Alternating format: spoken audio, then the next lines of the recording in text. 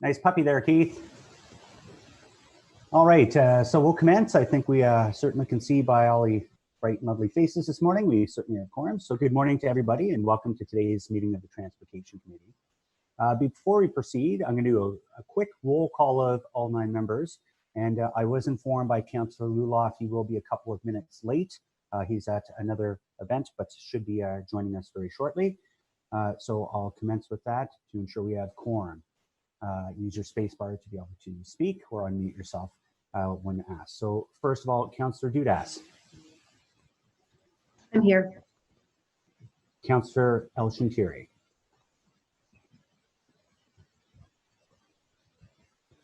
Oh, I think we're still letting some people in. Councillor El Shintiri. Oh, there he is. Here. Thanks, Dad. Perfect. Councillor Fleury. Councillor Fleury. Oh, wait. Councillor Menard. Present. Councillor DeRuse. I'm here. Sorry, I'm here. Great. Councillor Hubley. Here. And Vice Chair Leeper. Here. Great. So just quick housekeeping, similar to other committees, if you have motions or things, it's always good to get them in advance to us before the meetings begin so staff can deal with those. As noted, when the agenda was distributed, we are participating in this meeting electronically via Zoom. The instructions for members of the public wishing to submit comments or participate as a delegation in this meeting were included within the agenda. Those of who need to participate in the meeting can also watch live on our stream on the city's YouTube channel. For those that are participating in the meeting, please keep your microphones on mute until called to speak. I'll provide each committee member with the opportunity to ask questions or comment in due course.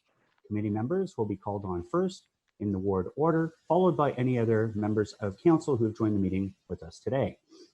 At any point, if you wish to speak, use the raise hand Zoom function. You can find that at the very base of your screen within the attendees list. The committee coordinator will ensure and keep watching for those cues. So I want to thank Kelly. She does a tremendous job, and it's a lot of back and forth this morning. I really appreciate your help on that, Kelly. So also 5-minute talk times still do apply. Now, before we get to that, I'll get Kelly to put something up on the screen there. I'll give her a second to do that. Thank you very much, Kelly. So this is just a quick graphic here. Good morning, ladies and gentlemen. Bonjour à tous. I want to start off by saying I hope everyone is staying very healthy and safe during these unprecedented times. And I just wanted to really highlight, before we go through the consent agenda, some terrific news. Traffic Services, in partnership with Carleton University and Transport Canada's Advanced Connectivity and Automation and Transport Systems program, has been working hard on the EcoDrive 2 project. The goal of this project was to determine the environmental and fuel efficiency benefits of providing advanced traffic signaling information to drivers. This information exchanged using connected and automated vehicle technology. In the first phase of the project, we had 3 test vehicles communicating with the traffic signals along Hunt Club Road. In the second phase, we had several city vehicles communicating with the entire traffic signaling network. Vehicles were equipped with mobile apps and collected and shared real-time information about the upcoming traffic lights. It showed drivers how to adjust their speeds and reach the intersection when it was a green light. The app also recorded information like the vehicle, engine, braking, acceleration, and fuel consumption. Having all this real-time information led to a 5% savings in fuel, reducing cost and greenhouse gas emissions, which we all can appreciate. This exciting project received the Transportation Association of Canada's Environmental Achievement Award last week. I'd like to congratulate Bill Landry and his team for their great work on this project. Project leaders Kate Grant and Omar Chaudhry, Traffic Manager Inspector Nicholas Joski and Jason Ostley, Mark Tapero and Frank Garvey, Traffic Operations Technical Assistant Matthew McKee, Matt Russo and Jeff Barber, and Traffic Operations Coordinator Ling Ha, and Senior Systems Engineer Kevin McLaughlin. This cutting-edge project would not have been possible without their efforts. This is a major milestone in a connected and automated vehicle technology. It shows how Ottawa is very much a leader in the state of the art of traffic control systems. I look forward to seeing what comes next from this wonderful field team. And let's go through today's consent agenda. So congratulations, guys. So as we go to the consent agenda, first of all, was there any declarations of interest? We've had none received. Confirmation of minutes 8, February 5th, 2020. Are these confirmed? Great, thank you. Item number 1, Huntmar widening, street extension Maple Grove to Robert Grant Environmental Assessment Study. We have no presentations, no delegations, and no correspondence on this item. Is this item carried? Carried. So, just a couple of questions on it, Chair. Sorry. Great. No problem. I'll hold this item. Thanks. Hold Menard. Great. Item number 2. I'm going to hold this item, and we're actually going to blend it with item number 3 because they actually have many synergies and you'll see that from the presentation that we do have, and we do have speakers on this. But we also do have additional motion, staff supported. And Kelly, maybe I'll get you to put that on the screen. Councillor Menard, did you want to go ahead and read at least the bottom part of that motion? Sure. Thanks, Chair. Yeah, I'll keep it short. The whereas clauses are there, but it's be it resolved that City Council direct staff to investigate an in-house bike share program and report back to the Transportation Committee with its findings as part of the bike parking strategy in early 2021. Great, thank you for that. So we'll go back to items 2 and 3. Item number 4, we have minor updates and amendments to the right-of-way bylaws. Exciting stuff here. But we have no presentations, no delegations, and no correspondence on this item. Is this item carried? Great, thank you. Okay. Thank you for that. Item number 5, Vanguard Extension, Environmental Assessment Study. No presentations, no delegations, and no correspondence received. Is this item carried? Again, just another question on that one too. Sure, I'll hold that item. No problem, Sean. So item number 5 is held as well. I'll go to item number 6. And is Councillor King on the line here? I just want to have a look. Looking around here. Oh, great. Hey, Ralston. So I know this intersection very well myself, coaching many years of hockey and how weird it is. Maybe if we carry this item, I'll allow Councillor King to say a couple of words about why it was important. And is this item carried? Always. Okay. Great. Councillor King? Thank you, Chair.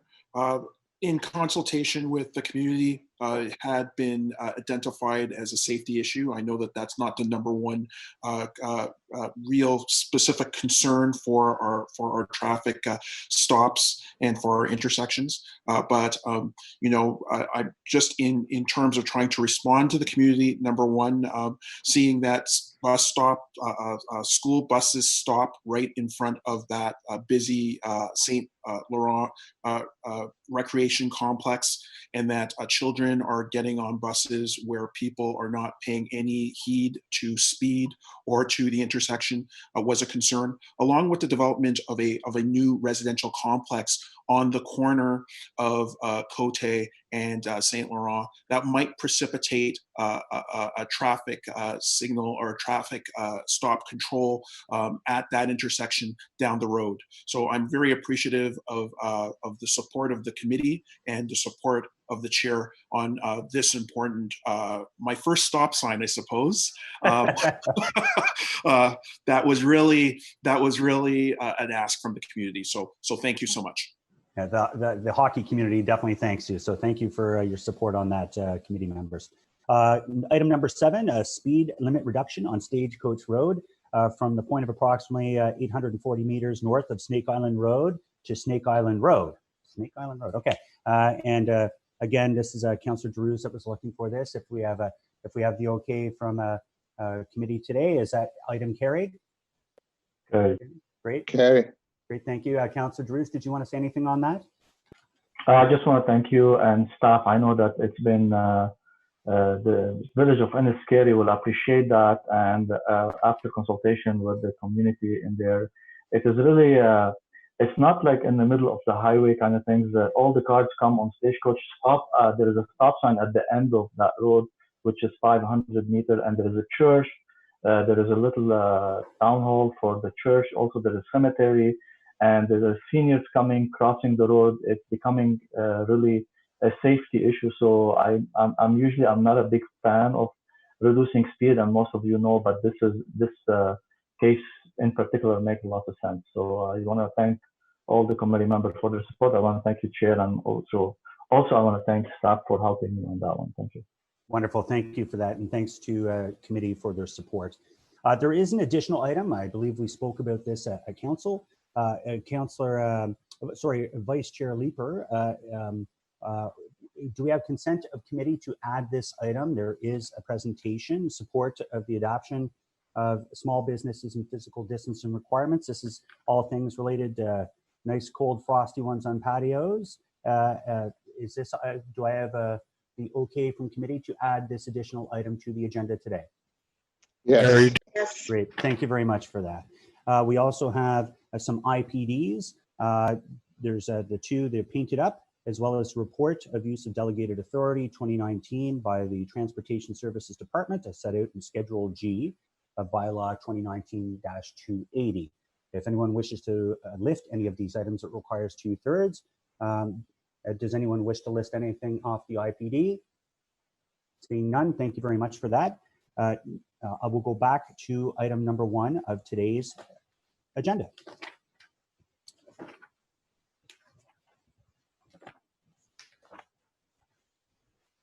Great. So we held this item with Councillor Menard. You had some questions on this one? Yes, thanks very much, Chair. Just briefly to staff on this, there didn't seem to be cost considerations in the report, and I saw the comments through, but I'm just hoping you can give us more information about the cost of the EAs. I recognize it's an EA, it's not a build at this point, but if you could give us the cost of the EA. Yes, through you, Mr. Chair. We don't have a cost for the EA identified in our report because we take that through a request for proposal, so it has to be competitive. But this is not a big project, so I suspect it's not going to be comparable to the larger $1 million studies. So if I can share the information with you after the meeting, rather than announce it here because it is going to be a competitive process. Okay, that's fine with me. Thank you very much for that. And I see the logic around the Stittsville, Maine piece, and I know I've talked to Councillor Gower before about this. I see some logic there. On the Huntmar, and I know why you're doing them together. It makes more sense to do them together as an EA in terms of cost considerations. On the Huntmar Drive widening, I understand there's the lane configurations change. It's inconsistent there. So I'm wondering, can you give me more information about the necessity for that? Yes, and actually this has been in the Transportation Master Plan for a while, and it's all part of the approvals for development in this part of Canada. And so we would be looking to make it consistent 4 lanes throughout, and part of every new project that we do, we would be also adding and making sure that sidewalks and cycling facilities are part of the recommended plan at the end of the day. So it is to provide capacity as well as to include active transportation. So bring everything to comply with our complete streets designs and principles. Okay, and you may not be able to answer this yet, but is it going to be transit priority? Is there going to be increased transit supplied there? The extra lanes going to be for transit, or is it for all vehicles for those extra lanes that are being proposed at this point? It is identified for as a road for vehicles, but as part of our EA, we do look at how would we use the facilities, the widening. So those typical things like using it for transit only would be considered as part of the EA. It's one of the options to review. Okay, and then in terms of like funding for extra, I see there's a lot of developments planned for this area, lots of units in the area. And so it probably makes sense to have an increase in transit utilization there if this is to occur, given the discussion we've just gone through, the urban boundary and that piece. So will there be coordination with more transit in the area to increase that service to folks, or are we just going to continue on the same path where my concern is we do more road windings, we encourage more car use, it's expensive, it's very expensive for the city at a time when, you know, we're concerned about finances. So, you know, I just have concern about the direction of road widenings in our future, and how we're using services like transit and other active transportation to help offset what new congestion this will create. Well, the transportation master plan, it takes a very balanced approach to the network to provide mobility choices for our residents and the growth of our city. So it's a balance of all modes, transit, roads as well. So what this EA will focus on is the facility, the infrastructure, how we use it. This can be decided later on if we choose to change it to take lanes away for transit in the future. That doesn't require another EA. That can be reviewed. But we're also reviewing that. Plus, through this area, we will have the Canada LRT it being extended from Moody all the way down to Stittsville. So there is transit there, and it depends on the timing of that LRT. If it's happening soon or if it's happening later, then we could also consider how to use these widened lanes on Huntmore in the interim. So it's a very flexible process. And what we're hoping to do here with this EA is protect the corridor from the encroaching development. Otherwise, we will lose that opportunity. It would be much more expensive to have increased capacity in this corridor in the future, and also allows us to work with developers so that there's a coordinated development with this anticipation of this project being in place sometime in the future. Okay, thank you for that. Thanks, Chair. Great, thank you for that. And I'm just looking at any, I've been notified that Councillor Deputy Mayor Luloff has now joined us. Thank you for joining in, I appreciate that. And I am looking at— A quick question, just to follow yeah. that. Oh, great. Yeah, I'm looking for hands. So I do see Teresa on there, but I'll go to committee members first. So Councillor Fleury. Vivi, just a quick question on the EA, just as a reminder. Do we have a set formula of what is development charges versus what is coming from the city's capital program in these efforts? So obviously the EA is one funding pocket, but if we were to proceed with construction, what would be the breakdown of the funding source? So this project would get DC funding, but it's not on the 10-year list just yet because we are working ahead just to protect the corridor, but it would receive DC funding. It's part of a growth project, and it's for the growth in this for the city, and typically it runs around 95% development charge funded. Okay, thanks for that. Thank you. So seeing no more committee members on that, I'll go to people that are not on the committee. Teresa Kavanagh, Councillor Kavanagh. Thank you very much, and thank you to those who asked questions already. Mine is related to the cycle infrastructure here. I see in the report that it requires coordination with MTO, and I just want to know if that's being pursued, because that can be a big holdup. And if we're having wider roads, of course we want to see that cycling infrastructure, but my experience with MTO is you've got to work hard to get that, and it would be a big missing link if we didn't have it. Yes, we will be in touch with MTO once we get underway with our study. They're aware of this project. Okay, but are they open to it? Because in some cases they've actually stopped infrastructure that was going to be done, such as at Maitland. So it's a concern. Do we have positive vibes on that? I have not heard of any negative comments about this, and the ministry does appreciate and understand the value of cycling. For Maitland, there were probably other issues. I think most of the conflict is around who funds, but in this case, this is a study, and we expect that they will be participating with us as a major stakeholder. So far, I have not heard anything negative and any resistance to the scope of our work. Okay, and if it is cycling infrastructure, is it going to be separated? Is it separated lanes? I just worry about it just being. Is there anything that protects cyclists if if that's put in? Because this will be a new project, we don't have to retrofit anything. So we would be looking at the best, safest design for cyclists as part of the recommended plan. Okay, thank you. Yeah, I mean, whenever we do a wide roadening, I mean, that's something that we have to have something for active transportation. So thank you very much.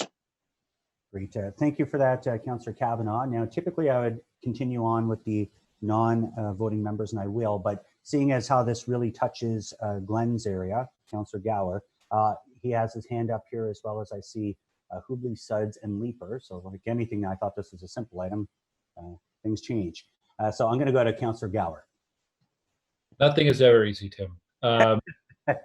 I'll keep this very brief. I hope members of the committee had a chance to read my short essay that was included in my councillor comments in the report. This is a very important both of these corridors are very important for the north-south transportation infrastructure in Stittsville, and they also link to the adjacent wards. The development of this area has outpaced the transportation network. And whether you define transportation as cars, buses, or walking and cycling, we really lack the north-south facilities. So this is incredibly important, a very small first step forward on this. One thing I wanted to flag too is one of the real gaps in the transportation network here is between Stittsville and Canada North across the Queensway, the Huntmar Bridge, that currently cannot take pedestrians across the bridge. So you have people who are trying to connect from Canadian Tire Centre to Tanger Outlets to a residential community in Councillor Suds' ward, Arcadia, and there's no way for them to cross by foot over the highway. It's a pretty ridiculous situation and a big miss by the province when that bridge was updated about 4 or 5 years ago. So I hope that this EA will also put us in a better position to work with the province to fix that significant gap in the ability for people in our wards to get around. Thank you, Mr. Chair. Great, thank you. And that's great clarification, especially the pedestrian aspect of things and the proximity to LRT. So we'll go back into the list. We'll take Glenn's hand down if we could there, Kelly, or you could take your own hand down, I guess, too, Glenn. Thank you. And we'll go to the non-committee, finish that off. And I see we've woken up the committee members now, so we'll go back to them later, but we'll start with Councillor Suds. Thank you, Chair. Really just frankly echoing a lot of the remarks Glenn just made. I think it's important to consider the amount of growth in this area. Only a small portion of this touches my ward, Canada North, but it's a really important portion in that we've experienced a tremendous amount of residential growth, as well as the development of the Tanger Outlets and commercial development around there. This is a critical link. And also to mention that we are right now in the midst of building the Campo Road extension and the bridge over the Carp River. That is a vital connection that will serve not only the adjacent community in Arcadia and my ward, but this corridor that we're talking about right now for the EA and leading to Stittsville. So there's a lot of synergies there. I think as we've talked about the need to build 15-minute communities and ensure that we have these linkages, this is the perfect example. And I thank staff for their work on this, because I think this is not only, of course, serving us now, but this is future planning. We know the growth is going to continue in this area, and we need to make sure we preserve this corridor. Thank you. Great, thank you very much, Councillor Suds. We'll go to Councillor Hubley and then Vice Chair Leaper. Thank you, Chair. I just want to echo what my neighbors have been saying as well. Vivi, to confirm, the MTO involvement in this is really around the bridge. Is that not correct? That's correct. And as Councillor Gower pointed out, that bridge for the folks from downtown that may never venture out this way, that bridge has no way for people to cross, and yet the Canadian Tire place is right beside there, and Tanger Mall's across the other side, and there's no way for pedestrians or cyclists to safely cross that bridge. So if nothing else was included in that package except for the bridge, I would say that it's absolutely important we go forward. But if you go down Huntmar Road, there's no sidewalk. What they did was they put a couple of concrete barriers beside the road, and people are actually walking inches away from the ditch in gravel to get up to Canadian Tire Place. And you can see huge crowds walking along that road at any time there's something going on over there. So this project's needed. I also want to touch, and Vivi, I'm going to come to you with a question on the DCs. That's been mentioned a couple of times. Can you remind us how much of a shortfall inside the Greenbelt had on DCs over the last couple of years that we had to subsidize from the DCs coming out of this area? Councillor, I don't have that information. I'll have to follow up with finance on that for you. But we have had a shortfall across the city in terms of DC revenue for a number of years. But with the latest DC bylaw review in 2019, we were able to fix that a little bit. So there's more funding coming each year. And so that has helped us resume the schedule of road projects that we had planned through the TMP. But I don't have the exact number of the shortfall for you. Okay, thank you. Councillor, maybe that's something you could talk to Vivi offline about later on, if that's okay. Well, yeah, it was brought up in here, so that's why I thought the number would be important to discuss here. Because one of the problems we're facing out here, and this area that we're discussing today is a very good example of it, is the developments occurring without the infrastructure being in place. The sidewalks, the different pieces of infrastructure that you take for granted elsewhere in the city is missing in this area because we're not caught up to the development. So I think it's very important that we support this project. And Vivi had mentioned about it not being in the 10-year plan. I think we have to look, when we do the TMP, we have to look to expedite projects like this. So thank you very much, Mr. Chair. Great, thank you. And I'll go to Vice Chair Leeper. Thanks, Chair. When the EA moves forward with recommended options, will we see a projection of the operating costs that the new infrastructure will create moving forward over some timeline? We can look into that, yes. I'd be interested in seeing that for any of these projects. When we build new infrastructure to support growth, sorry, I've got dump trucks going by my place here. It's always something at this corner. As we build infrastructure to support growth, I think it's interesting to understand what the ongoing operational costs that are going to be funded from tax dollars will be. So when this comes forward as an EA option, I hope that we can have some ballpark figure as to what that is. Thanks. Great. Thank you very much, Vice Chair Leeper. Back on the board again. I see no more people. I see Councillor Menard. Thanks very much, Chair.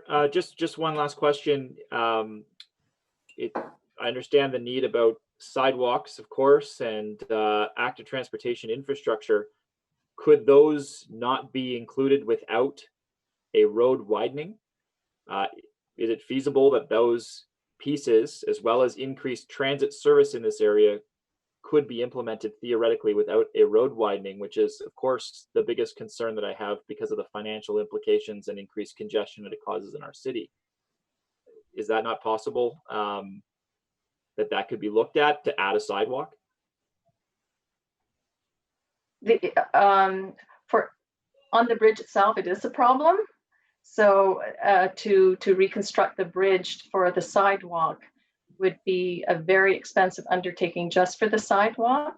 So I think you get the economies of scale when you do it as for a structure that includes the new capacity, the added capacity that was anticipated when council approved the developments in this area. So as Councillor Hubley was saying, that we are falling behind in providing the mobility infrastructure for the community. But we'll take a note of that, Councillor. We'll have a look to see if it can be done incrementally. But I suspect that it may be difficult to do that just on its own. Okay, thank you. Great, thank you. Is that a mistake, Al? Are you back on the board? No, I just want to comment. I think Mr. Menard or Councilor Menard was just trying to give a direction to not include the widening. If that's the case, I'd like to call yeas and nays on that direction, please. Okay, we're not going to allow debate here, Councillor, but certainly if he's called for yeas and nays, that is the case. So I was looking to carry this item. I'm confused by the procedure here, Mr. Chair. I'm not providing direct. I'm asking a question of staff. Yeah, I agree. It was a simple question.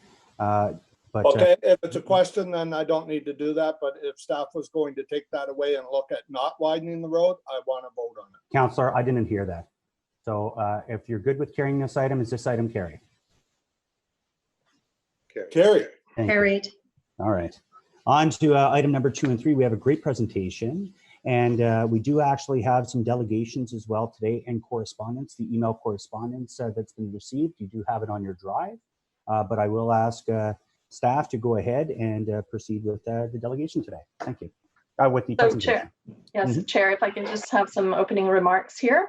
Yes. This is an exciting project, and it will prepare the city in a number of ways. First off, providing another mobility choice, but I don't want to preempt the presentation. So I have Cornell Mucci and also Kathleen Wilker, who will take you through the presentation. This presentation also, item 2 is about our pilot project. Item 3 on the agenda is about the operations side, how to implement it. So our presentation has a couple of slides at the end that deals with that aspect. So I'll turn it over to Cornell and Kathleen now. Thank you. Good morning. My name is Cornell Mucci. I'm the Program Manager for Transportation Policy and Networks. And I'm accompanied by my colleagues, Kathleen Wilker, Project Officer for Transportation Demand Management, and Diana Knight, Specialist from the City's Bylaw Review Unit. Kathleen and Diana will provide a brief description of staff's proposal for the introduction of electric scooters to Ottawa.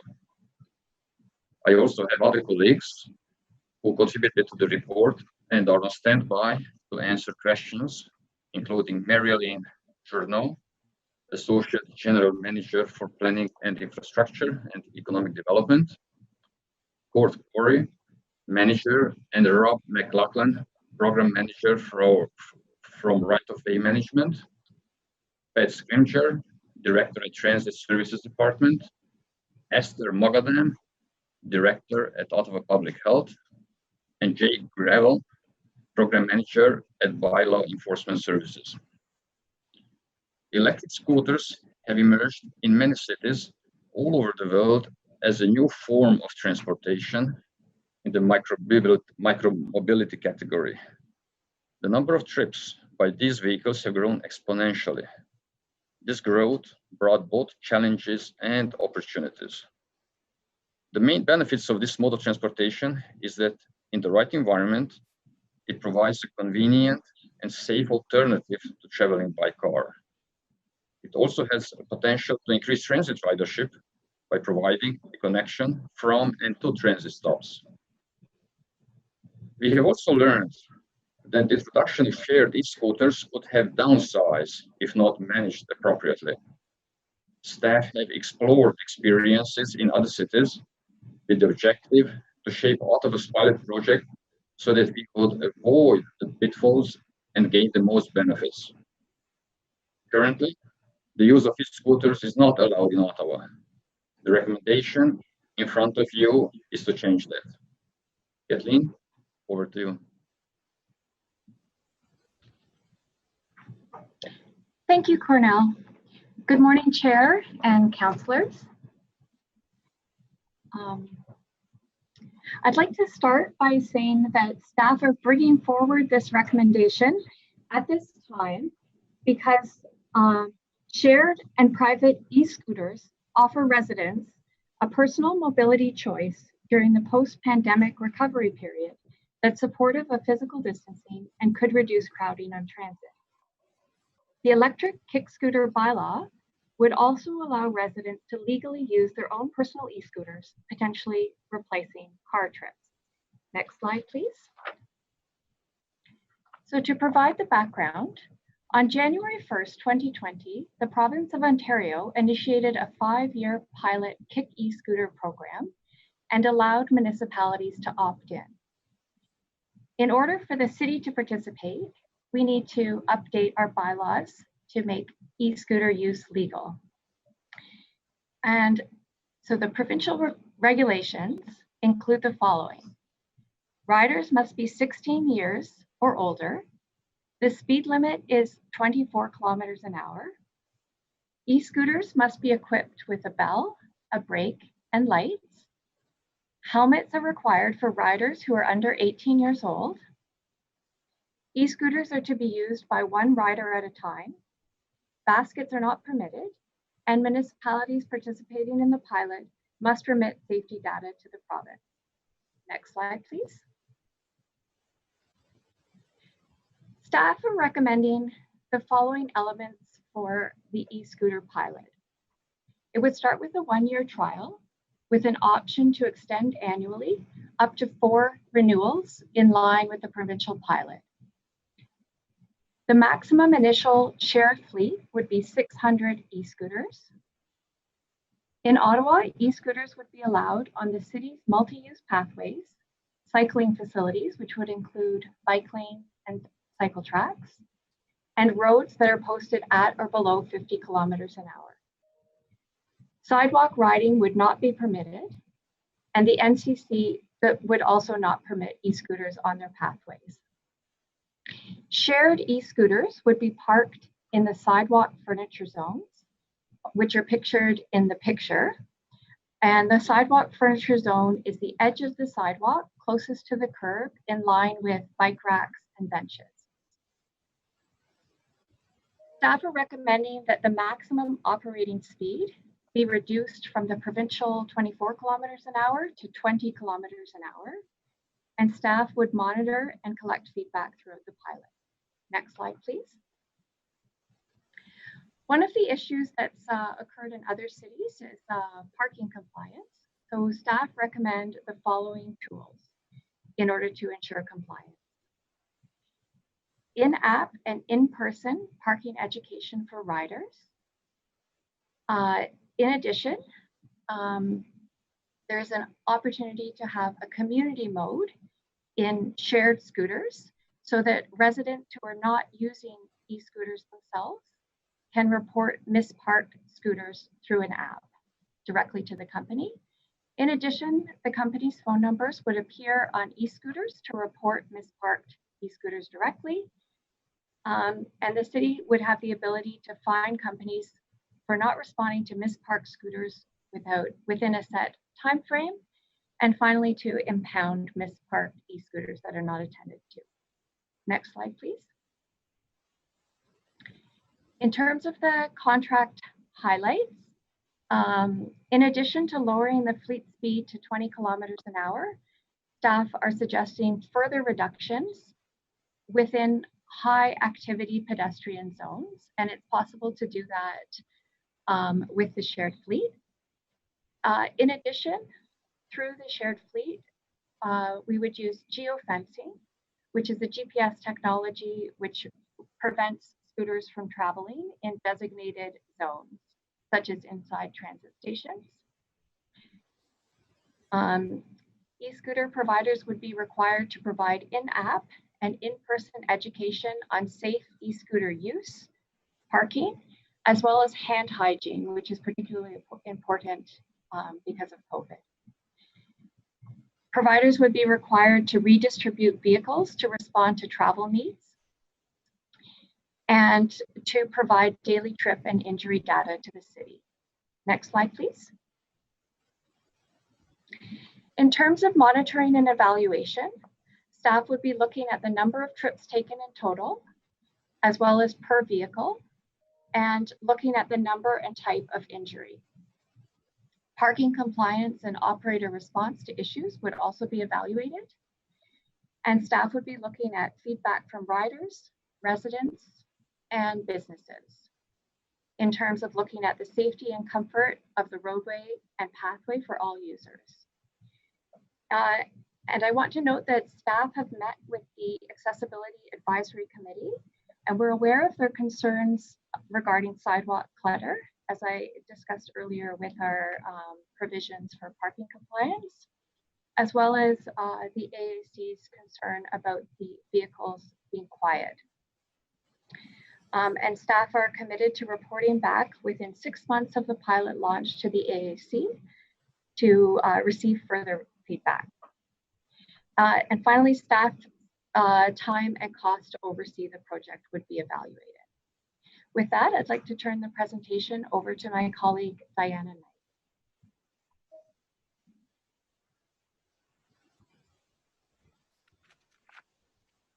Good morning, Chair and members of committee. Our report entitled Bike Sharing and Electric Kick Scooter Sharing Agreements with Service Providers facilitates bringing micromobility providers to the city and proposes a new fee structure. This report also recommends granting the associated delegated authority to the manager of right-of-way, heritage, and urban design to enter into agreements with micromobility providers. As mentioned in the transportation planning report, micromobility systems such as bike sharing and e-scooters assist in the development of a citywide connected network of active transportation facilities. If the recommendations are approved, staff will enter into non-exclusive agreements with micromobility providers for the 2020 season, modeled on the 2018 bike share agreement and containing the recommendations contained within the transportation planning report. The city would have final approval of all station and parking locations as in the past. The agreements will also contain requirements related to the sharing of data to allow the city to gain insight on travel behaviors and injury rates, provisions to expand or reduce fleet size, requirements for educational campaigns and safety messaging to promote desired rider behaviors and proper parking, and COVID-19 protective provisions, including additional hand washing messaging developed in conjunction with colleagues in Ottawa Public Health and based on municipal best practices and insurance and liability requirements. Vendors will be responsible. Could you go back? I'm not quite ready for that slide. Thank you. Vendors will be responsible for placing vehicles in permitted parking areas and installing maintaining stations or painted parking areas, removing defective vehicles and or misparked vehicles on an ongoing basis, and vacating the right-of-way at the end of the season. Vendors must also ensure compliance with city standards, bylaws, and provincial legislation. Staff will closely monitor the pilot with attention given to pedestrian clearways and misparked vehicles. Next slide, please. In compliance with the new user fees and charges policy, the proposed fee structure has been designed to cover costs related to staff time and materials. Due to the fact that many micromobility systems are now dockless and to align with municipal best practices, the new fee structure shifts away from a previously approved station base to an overall vehicle fee to recover costs. The fees charged will be used to cover operational costs related to, but not limited to, the following: communication, education, and promotion by the city of desired rider behavior. These will be in addition to any educational requirements detailed in the agreement to be supplied by the vendor, administration of the pilot and agreements and vendor management, signage, and other traffic and parking costs. Operational costs related to requests for service that the vendor has not responded to in a timely manner will be charged back to the vendor at the city's cost plus 15% overhead. These costs will be monitored as part of the pilot program. A security in the amount of $25,000 will be held by the city until the vendor has removed themselves from the right-of-way. Vendors must have appropriate insurance in the amount of $5 million. Should committee and council approve the recommendations of these reports, staff will enter into agreements and will monitor and evaluate the pilot for the 2020 season. Staff will provide TRC an update on the pilot in 2021. Thank you, Chair. Great. Thank you very much for that. And before we go to questions of committee members and non-committee members, we do actually have a couple people on the delegation list. So I will call on the first delegation, Stuart Lyons. Is Stuart Lyons ready and on the screen? I'm just promoting him into the meeting. Wonderful. Thank you, Kelly. And thanks for all the work you're doing on this. It's a new world. Hi there, Mr. Chair. Can everyone see me and hear me? Yes, I can see you, Stuart. You have 5 minutes. The floor is yours. Excellent. Thank you very much. I had a presentation. I don't know if it's visible to everybody. Great. We won't start the clock till we get it up there. We'll take a minute and we'll get the Don't leave 3 slides. Very brief. I'll be brief and hopefully be time. I like brief. Thank you so much, Kelly. Appreciate that. So nice to meet you all. And thank you very much for having me this morning. My name is Stuart Lyons. I'm the CEO of a company called Bird Canada. If we go to the first slide, I'll tell you a little bit about us. We're a Canadian company. We use the technology and the scooters of a company called Bird Rides out of California, but our company is entirely Canadian, funded by Canadians and based in Toronto. We launched our service last year in Calgary, Edmonton, and Montreal. We currently have operations already, once again, in Calgary and Edmonton right now. We're hoping to launch Victoria and Toronto by the end of 2020, obviously in Ottawa as well. We're Canadian owned and operated, as I mentioned, and Bird scooters are present in more than 120 cities around the world. You may have seen some in some of your travels, and I can talk a little bit about that. And then what's on everyone's mind, obviously, the COVID crisis and where scooters fit in and everything else. They've been designated essential service in several cities. San Francisco, Los Angeles, Austin, Baltimore, and a whole bunch of others have relaunched scooter programs in an effort to permit social distancing and assist those who are unwilling or unable to take public transit, which we're obviously all aware of at this point. So next slide.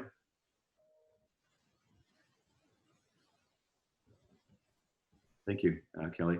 So a little bit numbers wise, I think that this is sort of helpful to sort of paint the picture of what scooters do in a city and how they help and how they're used.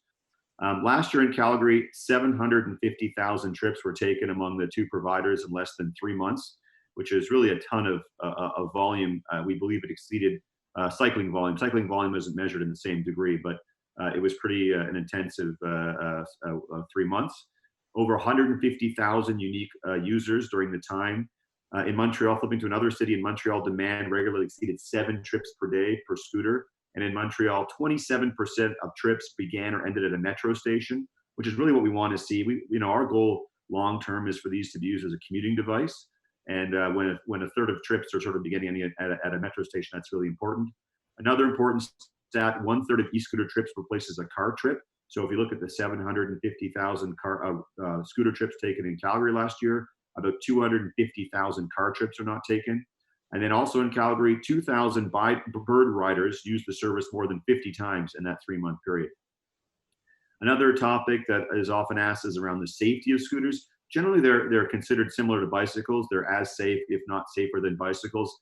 We always joke that I don't think a lot of forms of transportation have been studied as frequently as scooters in the last 2-3 years. There's a seminal study out of the OECD, which came out this winter, which specifically says they're as safe, if not safer than bicycles. In Calgary, there are 33 injuries out of 700,000 rides compared to 197 injuries for bikes. In Montreal, and this actually compares the ride volume, there were 4 injuries out of 226,000 rides compared to 360 out of 146,000 rides for e-bikes. And then Bird, we disinfect the scooters 2 to 3 times a day, comply with new sanitary measures. And on the next final slide here, I'll talk a little bit about COVID and how that impacts everything. Obviously, we're all aware of the challenges of public transit, even in Ottawa. Transit usage, this is according to the Apple Mobility Study, 73% in transit usage compared to baseline. We obviously all want to avoid a return to private cars and dense traffic and gridlock. So cities are focusing on all kinds of micromobility, and scooters are one of those things.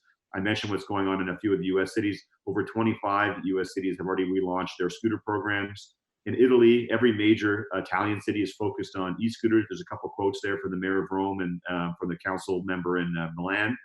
The UK has also accelerated their e-scooter trials from, they're supposed to be in 2021. They've been accelerated until this month, specifically as a response to post-COVID transport challenges. And it's been topical in the news as well in terms of Canadian news. There's a comment here from the Globe where Richard Florida, an urbanist at University of Toronto, specifically mentions that scooter sharing programs should be expanded as well.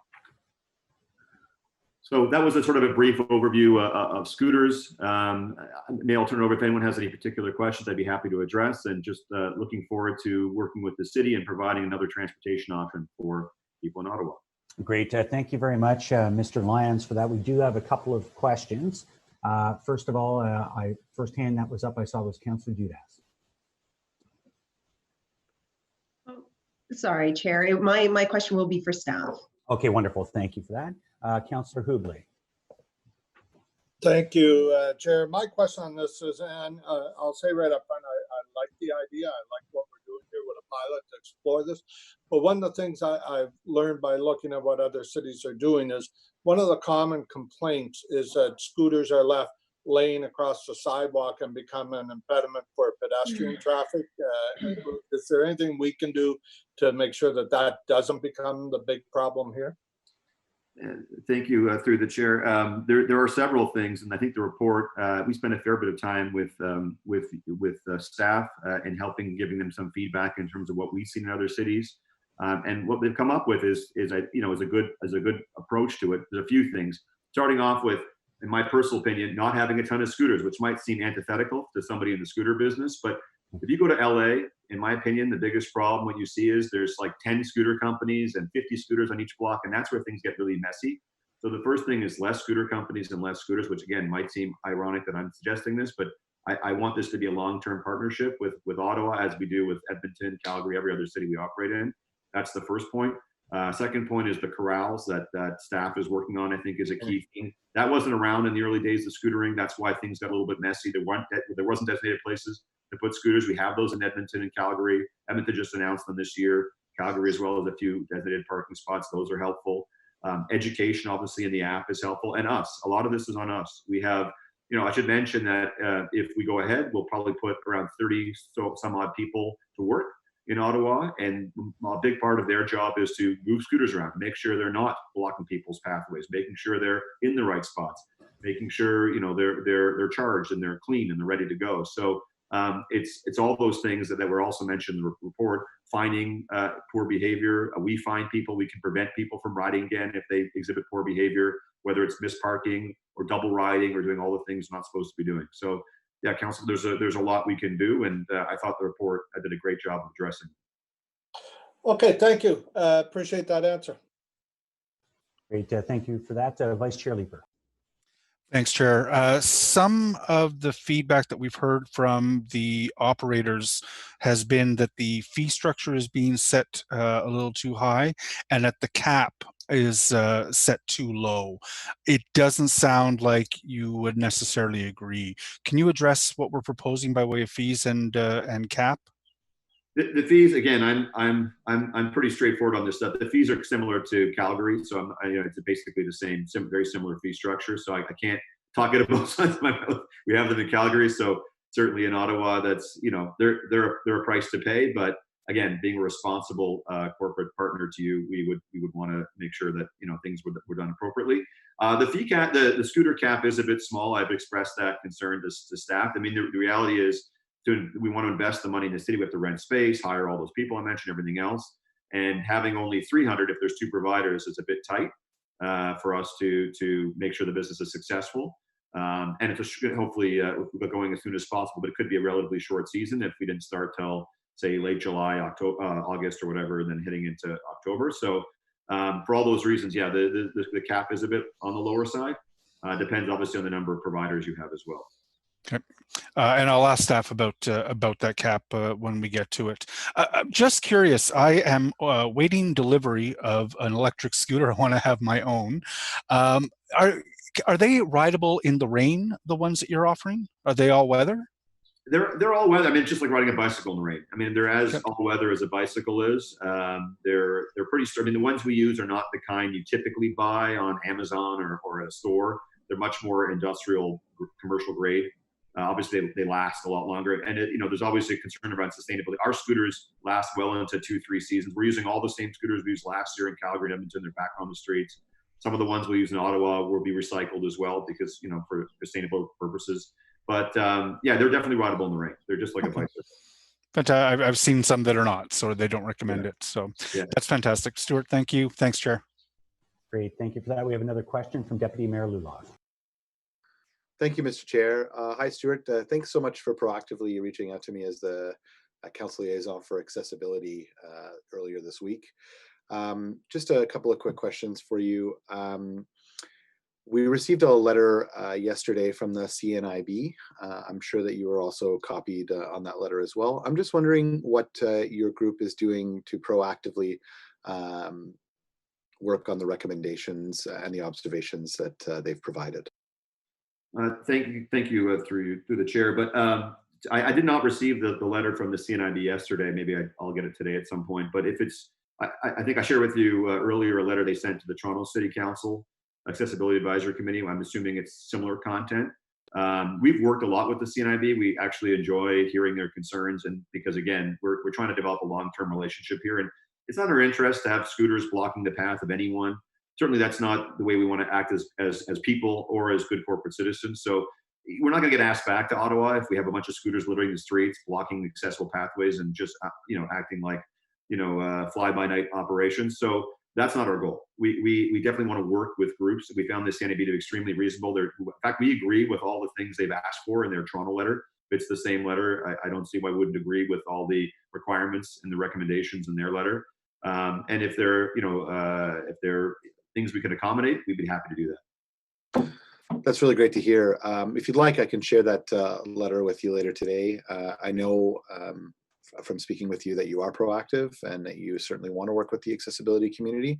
I would recommend that if this does pass today, that you make an appointment to speak before the Accessibility Advisory Committee. I think that you'll find them very insightful. So I really appreciate what you're doing here, and thanks for your continued engagement. Thank you, Councilor. Appreciate it. Great, thank you. And seeing no further questions, I will ask you, Stuart. I went to Salt Lake City last year, and I have a question, Tim, but I'm glad to go after you. Oh, I didn't see your hand up. Sorry, Matt. Go ahead, Councillor Fleury. use the iconic one, not your real hand. Where is it? So if you look down at the bottom, you can see your participants tab. Just click on that, and you'll see a breakout window on the side. So great, you're good to go.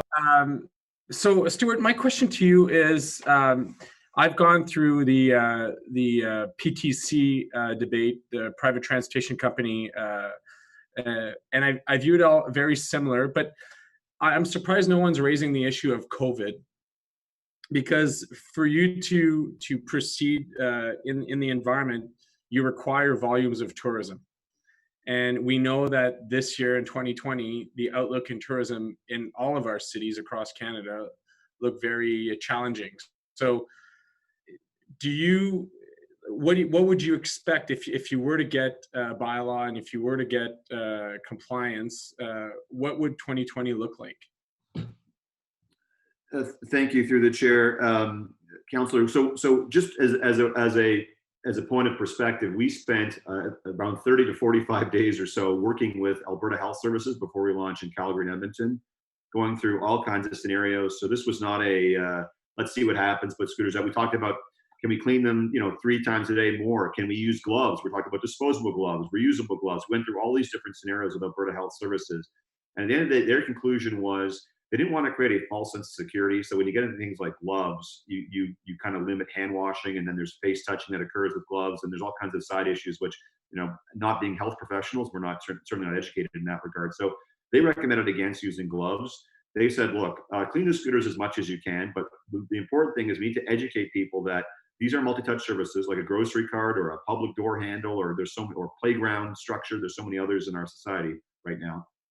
And people really have to be educated that they have to wash their hands, disinfect, whatever they need to do before and after each ride. So we did that. And in our app now in Calgary and Edmonton, there's multiple education points like, please be advised the scooter may not have been cleaned. You must clean your hands before each ride, after each ride, and everything, so on and so forth. So that was a conclusion that was arrived at through many weeks of conversation.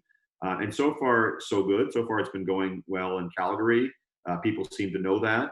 And it's, again, treated sort of like there's, people have been dealing with grocery carts, which generally are clean, but there's no guarantee they're cleaned every time you use one, and other things in our society right now that we're trying to sort of build upon that education process and make sure people try and be safe when they use them. Okay, and more specifically to the actual output of e-scooters in Ottawa, if you were to get approval, what would 2020 look like? I mean, I've lived through the ups and downs of the Bixie failure here in Ottawa, and I can share with you exactly what went wrong, right? It's tourist only, and no resident buy-in, because it was so, you could only stay within a small segment of our city.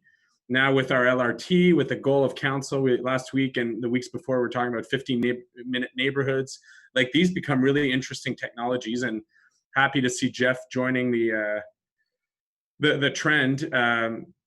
But I want to know from you, in 2020, what would the organization look like in terms of seeing e-scooters in Ottawa? Which area? How many?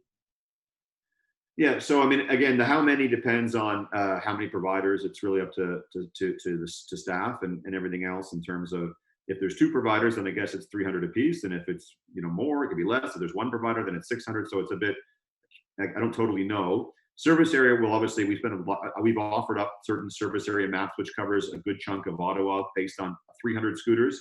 300 scooters, as I mentioned before, is a bit small, so we can only go so far with the fleet that we have. To your point about Bixie, the advantage we have is they're dockless, and that does give you more flexibility and creates more ride volume. We saw that certainly in the other 3 markets we were launched in. You'll see it, throughout the entire core of downtown and beyond. But over time, as we add more scooters, the goal is actually to become part of, like, OC Transport, actually be integrated into the transit network. We've talked with staff about even the Ministry of Defense building that's a couple kilometers away from the nearest transit station. It could use scooters. We talked to Carleton University. So there's all different facets to this that would grow over time. But it has to start at, unfortunately, the dense areas, certainly when you have a small fleet, to grow. And then you become sort of a hub and spoke system, just like they did with FedEx or any kind of transportation network, where as you add more scooters over time, it becomes a hub and spoke. People get used to using it, and you kind of have sort of centers where they congregate, and then they go into different sectors of the population. Okay, thank you. That's it for me, Mr. Chair. Great, thank you, Councillor Fleury. And just for myself, real quick, Stuart, I was in Salt Lake City last year. I noticed some of the similar concerns that I've heard here. You wake up Friday morning, they were in a tree sometimes, or in the local pond. Give me some comfort. What's different? First of all, are you guys in Salt Lake City? And second, is the geofencing that helpful? I think that's probably the keys to victory on this one. Yeah, thank you, Mr. Chair.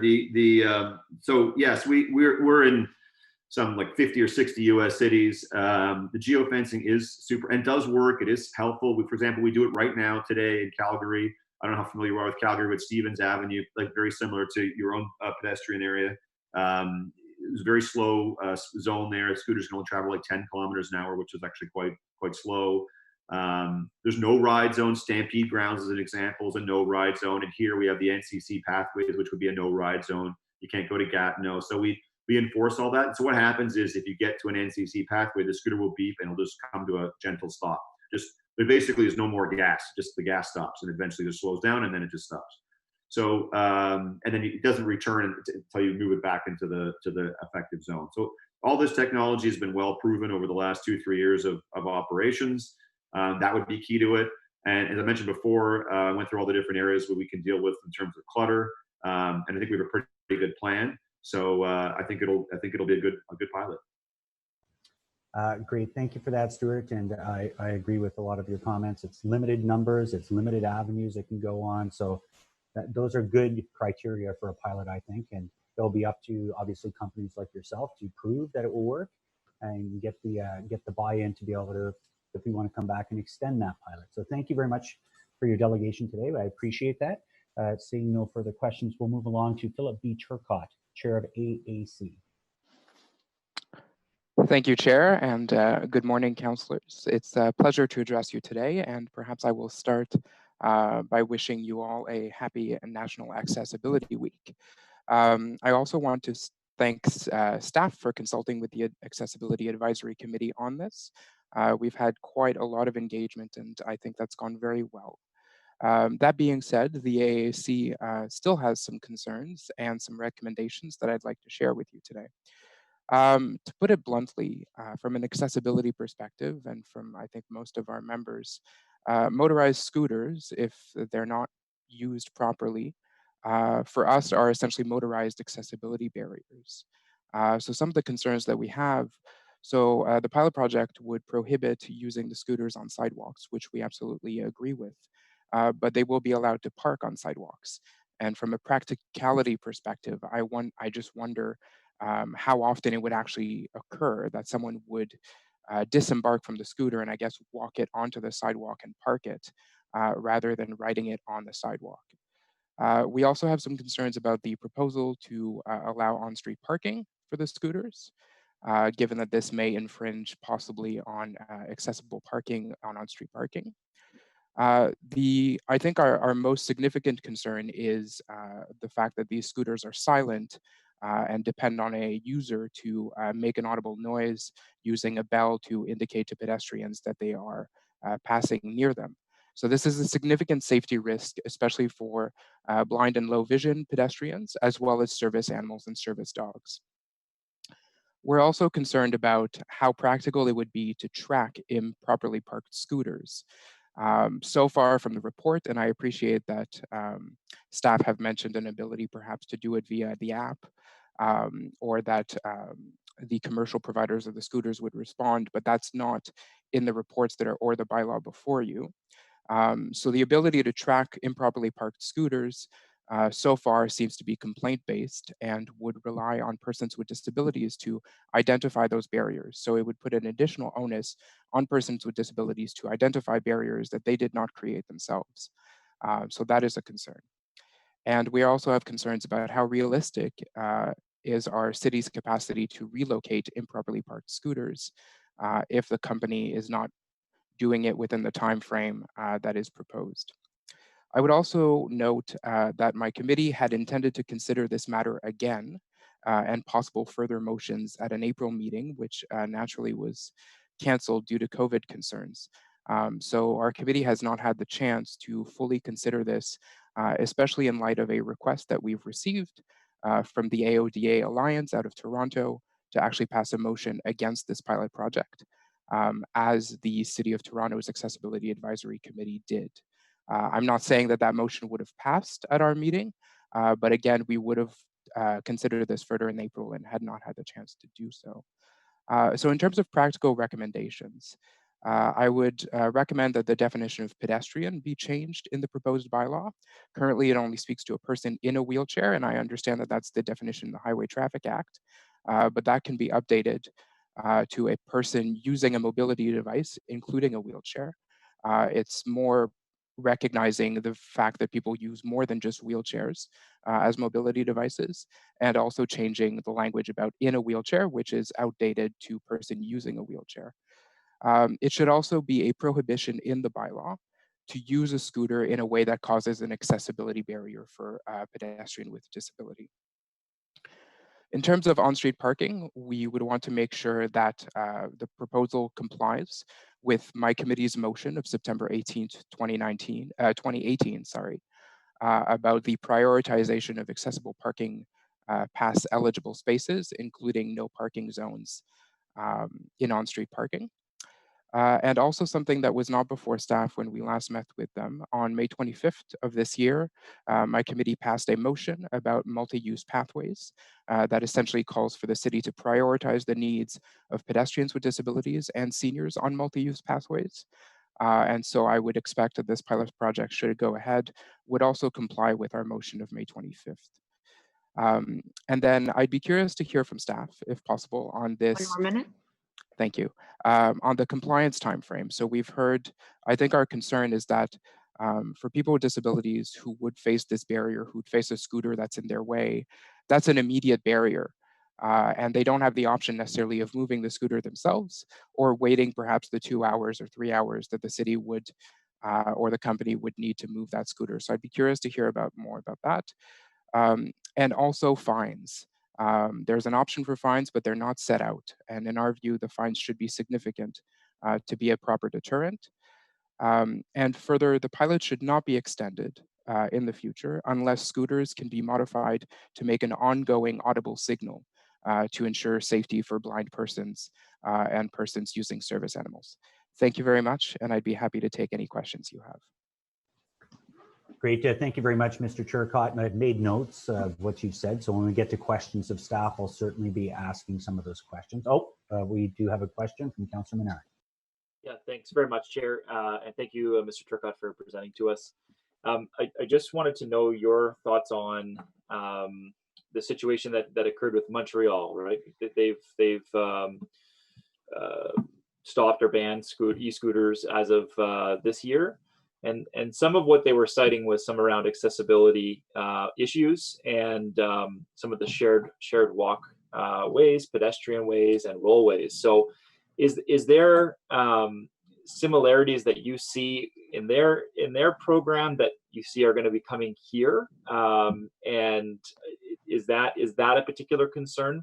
Because I want to make sure for implementing this, we really need to mitigate the issues that have been experienced in other cities where they've decided not to go ahead with e-scooters. Thank you, Councillor, and through you, Mr. Chair.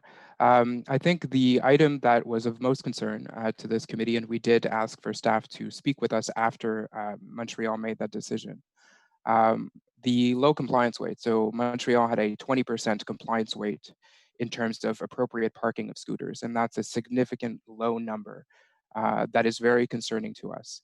I understand that our proposal would be a little different than Montreal's. We would have more options in terms of where people could park scooters properly.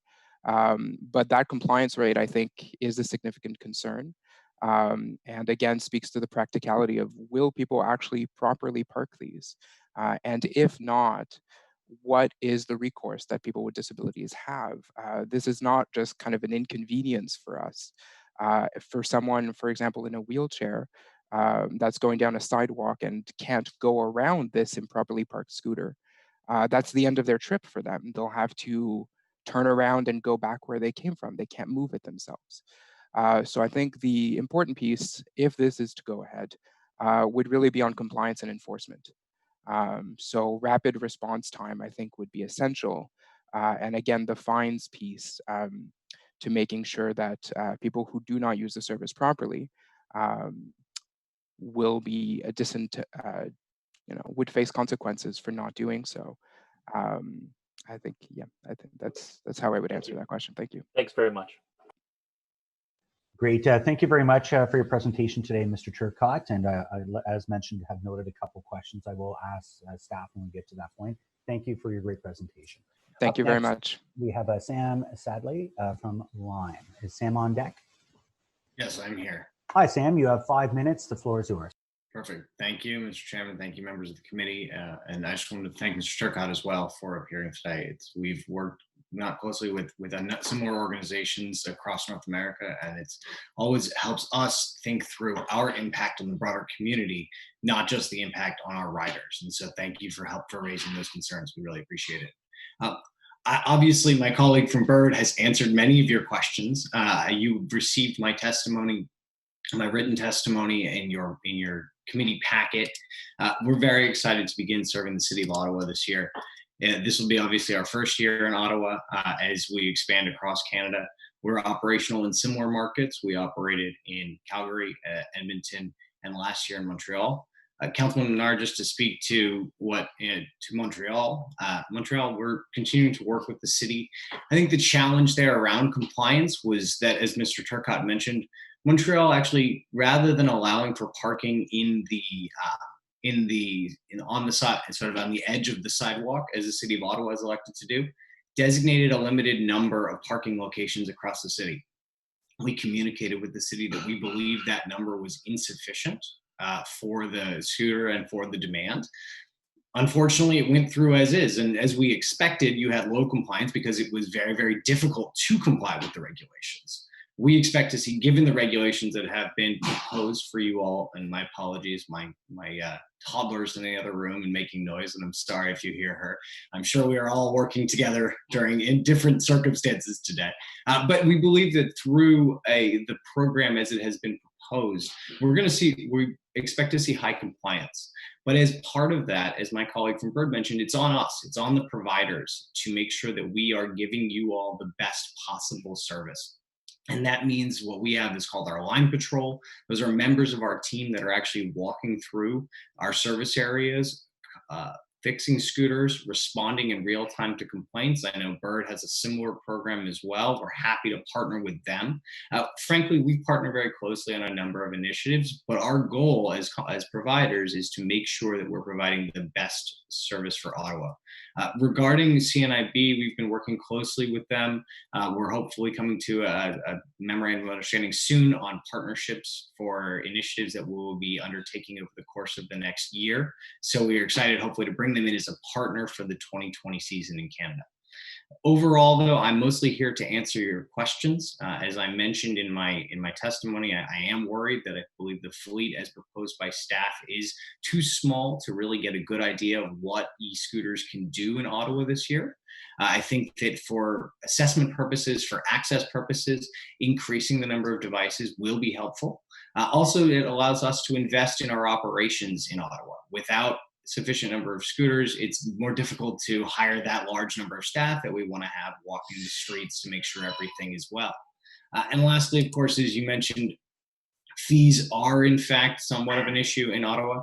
The fees would be the highest in Canada, and especially as we compare it to the fees that are put on companies like Uber and Lyft, which average about 3.5 cents per kilometer. Looking at the proposed, we expect this will be about 62. The proposed fees on Lime and Bird and other providers would be 62 cents per device per day, which would equate on we expect about 3 trips per vehicle per day to about 20 cents per kilometer.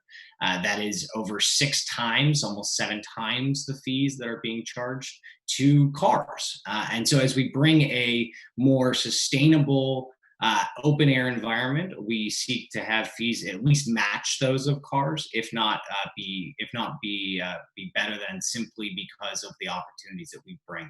And either way, we're very excited to serve the city of Ottawa and look forward to answering any questions.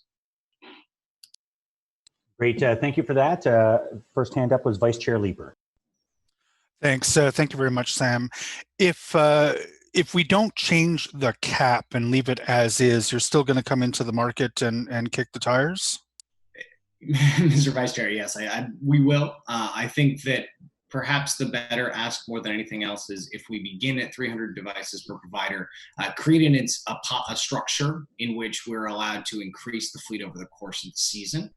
Alternatively, a higher beginning place would be valuable as well. Okay.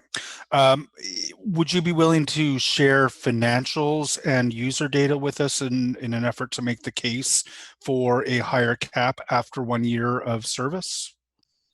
Mr. Vice Chair, yes, we work closely with many communities where we serve. We take the first year, we look at the data, we see how everything came out. We actually share almost real-time data with the city through what's called an MDS feed. And so that includes everything from trip duration, trip location, and it all is piped directly to the municipality. And so that is a way that we can share the data, not just at the end of the season, but actually over the course on a daily basis. And I'm excited to get some of that data from the companies, but the financial data in an effort to demonstrate that the fees are an existential problem. If you're going to make the case for a higher cap, will you be willing to share the financial data with us as well?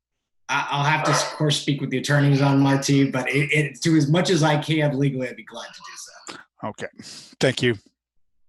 Great, thank you very much. And if you're keeping track at home on Zoom call bingo, we have barking dog and baby. But yeah, my apologies. Awesome. I love it. I love it. This is the best part of this whole thing. This is great. Councillor Fleury.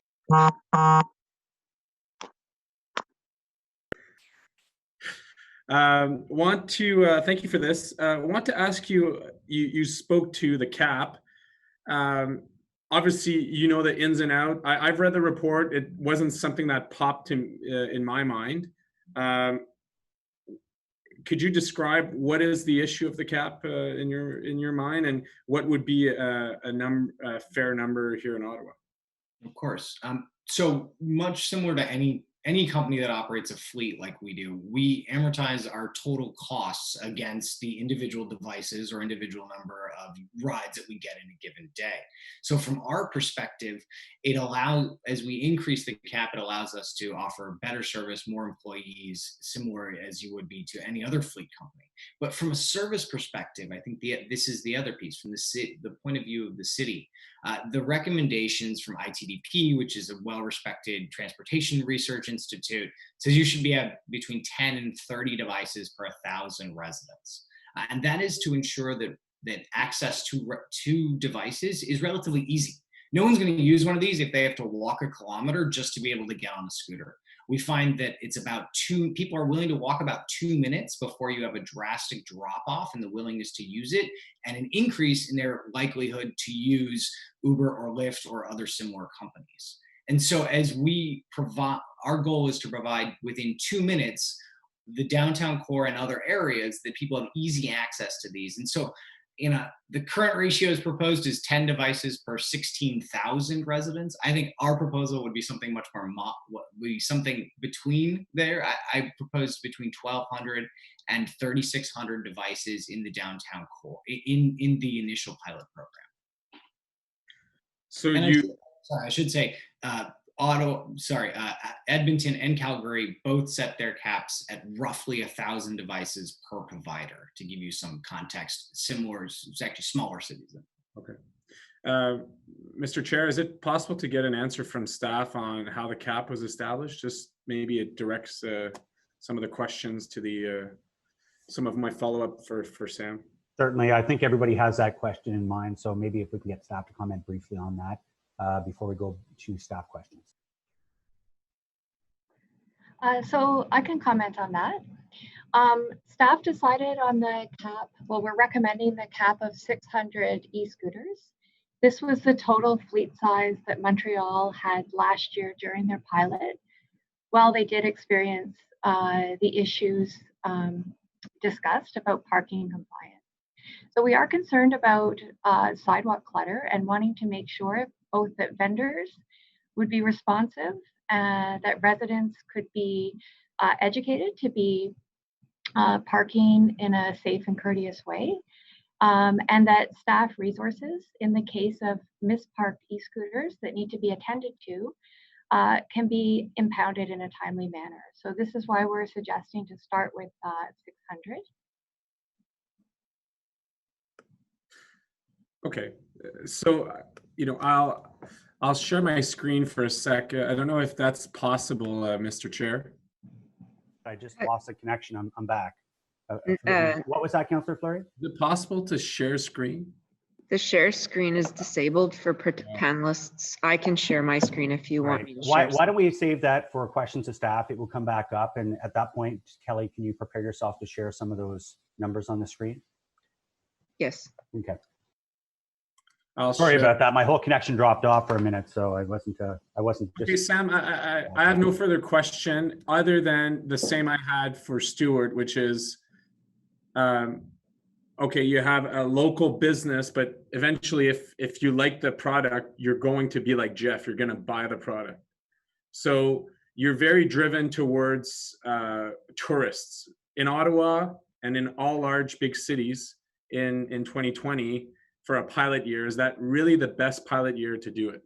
I want this to start off on the right foot, and I wonder if we're already in June. In my mind, this should have been a program that we launched in January for a start date in March, and I'll speak to that later in terms of staff. Is there really an urgency to start in 2020, or could we look at post-COVID introduction? Yeah, thank you for the question. I do not disagree. It would be great to have started in March if we had been able to skip this whole COVID challenge that we're all facing at the moment. I think what this actually presents us is an amazing opportunity. Cities like Ottawa and others are embracing technologies, everything from a shared e-scooter to the simple bicycle, to get around in an era in which we're trying to move away from cars, but doing so in a much more accelerated rate in the wake of COVID. I mean, from everything from 300 plus additional kilometers in Montreal to active TO to all the other improvements across North America, I think it's something like 300 miles in Seattle. We're seeing a real engagement with folks in how they can get around outside of cars. So I actually think this is the perfect year to begin a pilot to be able to capture some of that energy and hopefully get people to take long-term choices today and shift away from the private automobile. As we look, and I think, you know, as you mentioned, I hope people buy more scooters, and I hope people buy more bikes. My first time commuting on a bicycle was on a bike share system. I then advanced to buy a used bike and eventually a new bike. And now I get my daughter, who you heard, around town on an electric assist cargo bike. She sits behind me and we cruise around town. I think this is a great way to introduce people to that. And if somebody wants to go and buy a private scooter, I'm all for it. I think you will see, however, that there's a significant technological and infrastructure difference between what you can buy on Amazon versus what we'll bring versus what our colleagues in the industry will bring. We design and implement scooters to use on streets through weather all year long. So it's a very different beast, one might say. The other key thing there is that our option, we believe, offers an option to people. Okay, if you're going to take a Lyft or an Uber on one part of your trip, you're going to hop on a bus on another, and you're going to take a scooter the third portion. It gives people flexibility rather than limiting them to a single mode for the duration of their full trip. Okay, thank you. Great, thank you. Vice Chair Lieber. Thanks. I'm wondering about your safety record. How many customers have been hurt in substantial enough a way that insurance started to get involved? And then what is your liability in the case of collisions? I'm sorry, Vice Chair Lieber. I'm not an attorney, so I can't speak directly to liability, as it's just not something I'm prepared to know well. And, you know, safety for us is a multifaceted approach. It's about safe hardware. It's about safe training of our riders. It's about safe streets. And so I think we make efforts on all three of those pieces. When it comes to hardware, it's about ensuring that our hardware is ruggedized, that it's meant for shared use. When it comes to training, it's about training our riders through multiple avenues, through in-app training, but also through in-person training. As part of the proposal you received from staff, there's an in-person training piece of this, and we expect that we will be doing in-person training events. We call them our Lime First Ride events that teach people how to ride safely. I know Bird and others do similar, and I think that's something I'm excited to see in Ottawa this summer. And then thirdly is safe roads. And so by sharing data with you all about where people are riding scooters, that allows additional information for the city as you all think about how to build out your protected infrastructure. So that when you're setting your budgets for next year and the year after, you have now real data on where people are riding to create long-term safety. So I think there's a lot of different pieces to the safety conversation around scooters. Okay. I think I'll ask when staff, if they could be ready for that question as well. Sam, thank you. Thank you.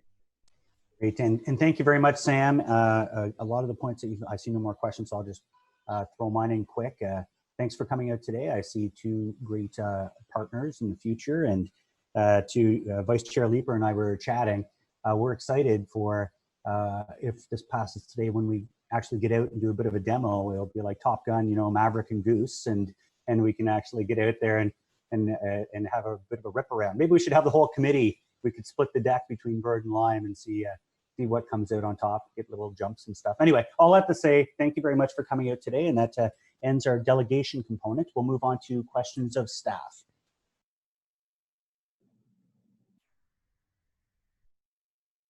Councillor Dudas. Thank you, Chair. And thank you to staff for all the hard work they've put into this report. I would like to echo my colleague, Councillor Fleury's questions and comments in respect to our experience with the bike sharing services. You know, they came in, they're phenomenal, but the problem is they were centered on and focused on tourists, and they weren't distributed evenly across the city. Residents in the east, the south, and the west didn't have access to them, and if they did, they had to go long distances. So what I'm wondering is, I didn't see in the report, where would these the stations be located? we speak about transit being an option, are you looking to have these e-scooters available at transit locations across the city? And how will residents outside of the core and non-tourists be able to access these scooters? Okay, let me start with answering, and then I'll ask Kathleen to continue. The focus won't be on tourists in this season, obviously. I mean, we want to focus on residents, and the distribution of scooters will be determined together with the providers. Probably there will be quite a bit of focus on the downtown area, but also there will be focus on other areas as well. And transit stations are part of that, probably not every transit station. But as the program goes on, I mean, we will collect the data, and that will help us to redistribute scooters to the locations where there is the biggest demand. Well, I guess my concern with that is that if you're analyzing the performance of the pilot, but these e-scooters are not available to residents outside of the core, then you won't get a fulsome idea of how it's actually available for those residents. And I'm actually going to tie it back into transit, because I noticed that in the report it states that the transit bylaw will not allow these e-scooters on our buses. Are they allowed on our LRT? And can we not look at having some of these stations, e-scooter availability at LRT stations along the length of the line, and more available outside of the core to all residents? Okay, that's certainly something that we will be looking at. I mean, the current transit bylaw does not provide for scooters on transit vehicles, including LRT vehicles. That is something, again, that will be revisited during the pilot. And I mean, just to be fair, I mean, this year's pilot will be relatively short. I mean, we will be learning lots of things this year through the short period. And I'm certain that in the next year, if we continue the pilot in the second year, I mean, there will be many other things that we will change and shape the program so that it does reach all parts of the city where there is demand for it. But I do share your concern that, I mean, if people can't have access to the scooter, then of course they won't be able to benefit from it and provide feedback. But I mean, we are just starting this program, and I mean, there we see the value of the gradual implementation so that we don't get into big challenges in terms of parking issues or in terms of other safety challenges. I see that Mr. Scrimminger is on the line. I'm wondering if there's any way that there can be consideration given to adjusting the bylaw to allow for these scooters to be on our LRT. I do recall that my colleague, Councillor McKenney, had one of these scooters on during the very early days of LRT, and it didn't take up much room. It wasn't much bigger than a bicycle. And I'm just wondering if that would be something that we could consider looking into as part of the initial start of the pilot project. Mr. Chair, it's not consistent with the direction we have to this point from the Transit Commission. The direction has been that we will allow bicycles on board our trains and bicycles on board buses. On buses, they're carried on the outside of the bus, so they don't reduce space available for customers inside. On trains, bicycles are carried at the first door of each train in the multi-purpose area, so that they don't reduce accessibility space in the rest of the vehicle. I would say that at this early stage, we've not yet done any safety review of the implications of allowing these electric scooters onto train platforms. We don't truly know how they would be carried down to the train.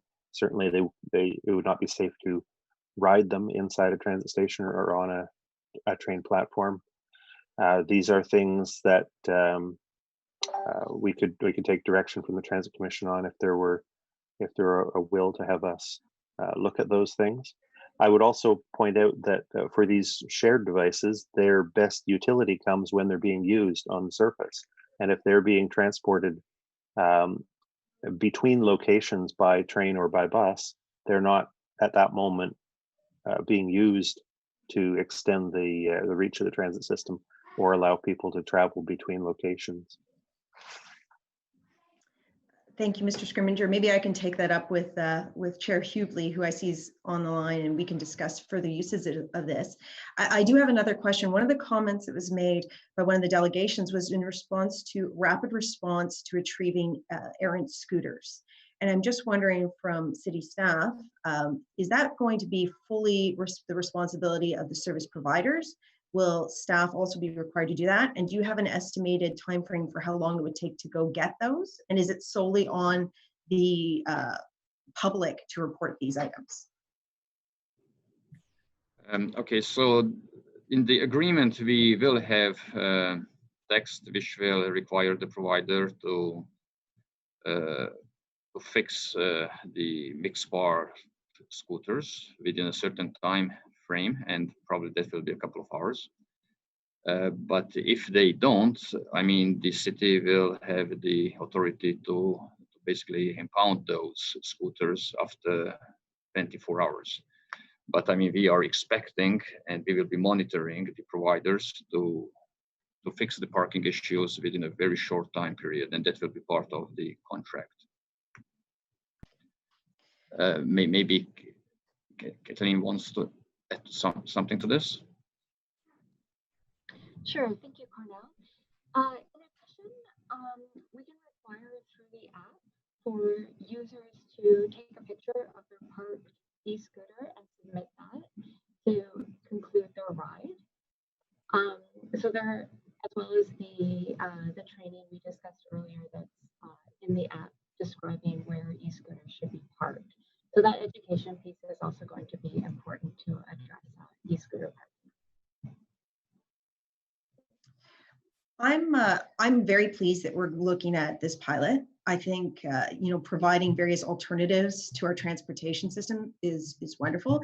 I think there's going to be some hiccups we'll have to figure out as this pilot goes, and I'm happy that staff are cognizant of it. I'd like to look at those transit options, but I also think that this is a good alternative to cycling or walking or a bus, or even more importantly, cars. So I definitely support the staff recommendation, and I think this will be a wonderful thing, but I do identify that we will have some hiccups to go as we go through this pilot. So thank you to staff for all the work they've done on this. Thank you, Chair. Great, thank you for that, Councillor Dudas. I do have 3 speaker questions, but I'm going to ask that Councillor Eglai, if it's okay with Councillor Fleury Leeper, speak first because he has a 11:30 with Ottawa Public Health. Is that okay? Great, thank you very much, Councillor Eglai.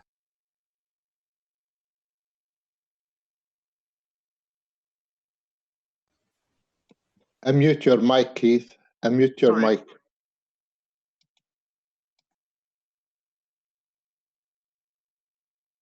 Just hold your space bar down, Keith. Yeah, keep it held down.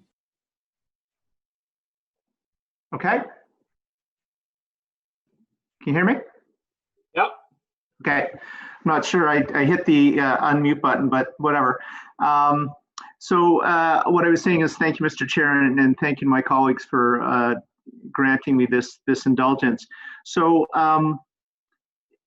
this is an interesting concept, and I'm happy to see us testing it out, but I have some practical concerns. Maybe staff can help me with it. We've seen, especially in the last few months, how well our MUPs are being used. We have cyclists, we have walkers going, and I've heard anecdotally from people that they're feeling that sometimes the space is not being shared as well as it could be shared, and by that I've had people saying, all of a sudden I turn around, there's a cyclist behind me, and there's been no bell ringing, there's been no notice that that's happening, and of course in a lot of our MUPs, the way they're designed, there's not a lot of shoulder room to allow for people to sort of get out of the way. If we're going to add another vehicle to this, what can staff say to make me feel comfortable that pedestrians are going to feel comfortable to continue to use the MUPs in the numbers that they are using them, and they're not going to feel that suddenly they're in the middle of a roadway with scooters and and bikes and what have you. Yes, the issue of MUPs and pedestrians, cyclists sharing it and sometimes not being courteous enough comes up from time to time. Yes, I mean, staff knows about that. And in the longer term, we are focusing on the design of these facilities and identifying when we should have either wider facilities or separating the cyclists and potentially the e-scooters from pedestrians. But in the shorter term, I think our focus is on the education. It is on using the bell appropriately, in using behavior which focuses on sharing and providing priority to pedestrians. I mean, both cyclists and e-scooter users should or must provide priority to pedestrians on these pathways. And that is quite a bit part of the education that we will be focusing on. So thank you for that, Cornell. So you've gone where my next question was. In case of a conflict, who has the priority or who should have the priority? And you quite rightly, I think, pointed out that it's pedestrians. Will there be and perhaps this has already been dealt with, and I apologize if I missed it, but will there be an amped up, we're going to educate obviously, but will there be an amped up enforcement piece as well? Or a presence at least of bylaw and or police to, at least to present the message of how these MUPs should be shared in the initial weeks. I will ask Jake Gravel from bylaw to help us with this question. Through you, Chair, Councillor Aguilar, we will be doing our best if this pilot is approved to definitely have a presence in the community so that we can provide that education to residents that are using these e-scooters and make them aware of the restrictions and where they should be parked when they're finished their ride for that day. And I'm not suggesting that there should be tickets handed out. I'm just trying to find out how we're getting that message out. And I'm assuming, Cornell, that there will also be a rollout, sort of a how-to videos, those sorts of things on the city website through social media as if the pilot's approved. Yes, that is correct. There will be a public education component of this. Okay, and Mr. Chair, this question is actually for Councillor Luoff in his role as the liaison with the disability community in Ottawa, and I'm wondering if he could comment on how the committee feels in terms of their input into the process, and whether they feel that all the issues that they may have had with adding again an additional vehicle to the transportation system, whether they're satisfied that the precautions are in place for the pilot to go forward. Thank you, Mr. Chair. We received a presentation today from Philip B. Turcott, who is the chair of the AAC. I certainly support his comments and would like to see further engagement with the AAC as this pilot rolls out. I would also encourage staff to carefully consider the letter that came in from the CNIB.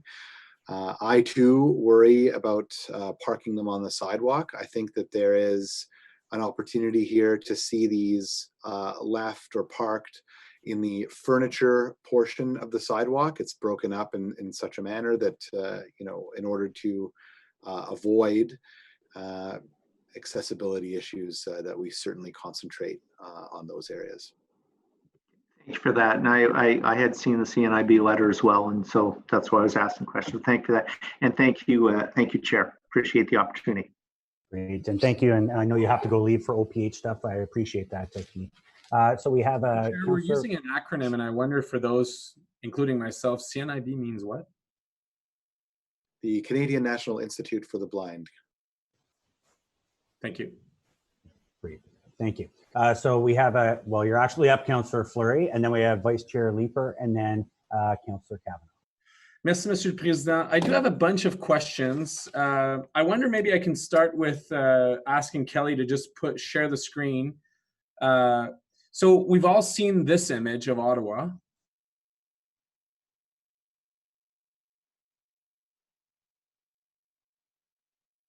This here is the image of how large our city is. I looked to Montreal because that's the example that was given. Montreal has a pilot, and I believe if I listen to what Lime was saying, to Sam, they have 1,000 units per organization there in that geographic area. I would support Councillor Dudas's efforts. I think, I hate to walk into a pilot where we trip up on previous pilots, and I recognize Cornell and his team are very focused, but we should really have a conversation as a city to do a debrief on why the Bixby program didn't work in the first place, because I actually think we're walking right into the same path, which is this pilot needs to be at the right time with the right volume in a right environment for analysis, so that we can be an urban, suburban, and hopefully rural environment. If we want 15-minute neighborhoods, these are great tools for that. I would support Councillor Dudas. I don't know if she was going that far, but really engaging with OC Transpo as we are, as the LRT's reopening today again, and as we're constructing the phase 2, what are the options? Perhaps putting some blocks, ensuring to and from each LRT phase 2 stations. I think those are great tools. Frankly, it's not our responsibility to know where the residents bring them. It's to ensure that there's the tools for when they get at a station and want to get back home, and then it's for the provider to figure out how to bring them back to those stations, and they know that. I guess my questions are a couple of fronts. One, which is I'm unclear about enforcement, and I will start with this.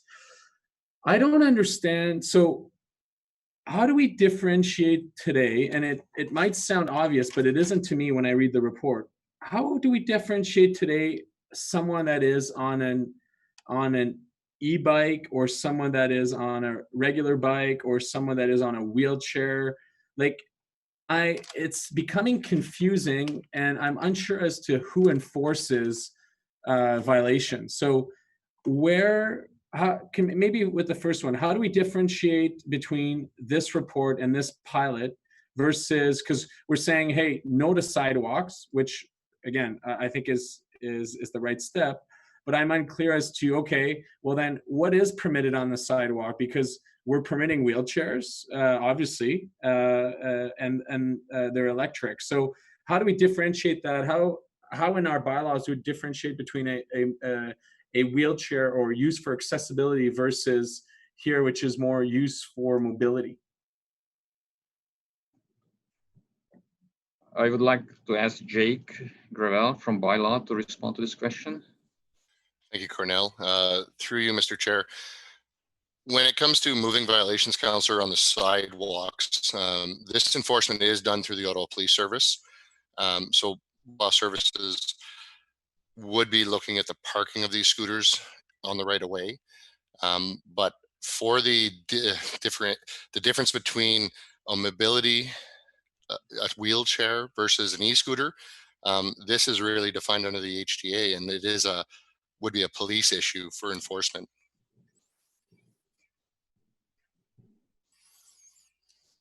And who would enforce? So if we were to pass the directions today, who would enforce violation to the NCC? Like, who enforces the NCC multi-use path? That would be enforced through their conservation officers. Are we sure about that? Because I'm in a moving condition. I'm on an e-scooter.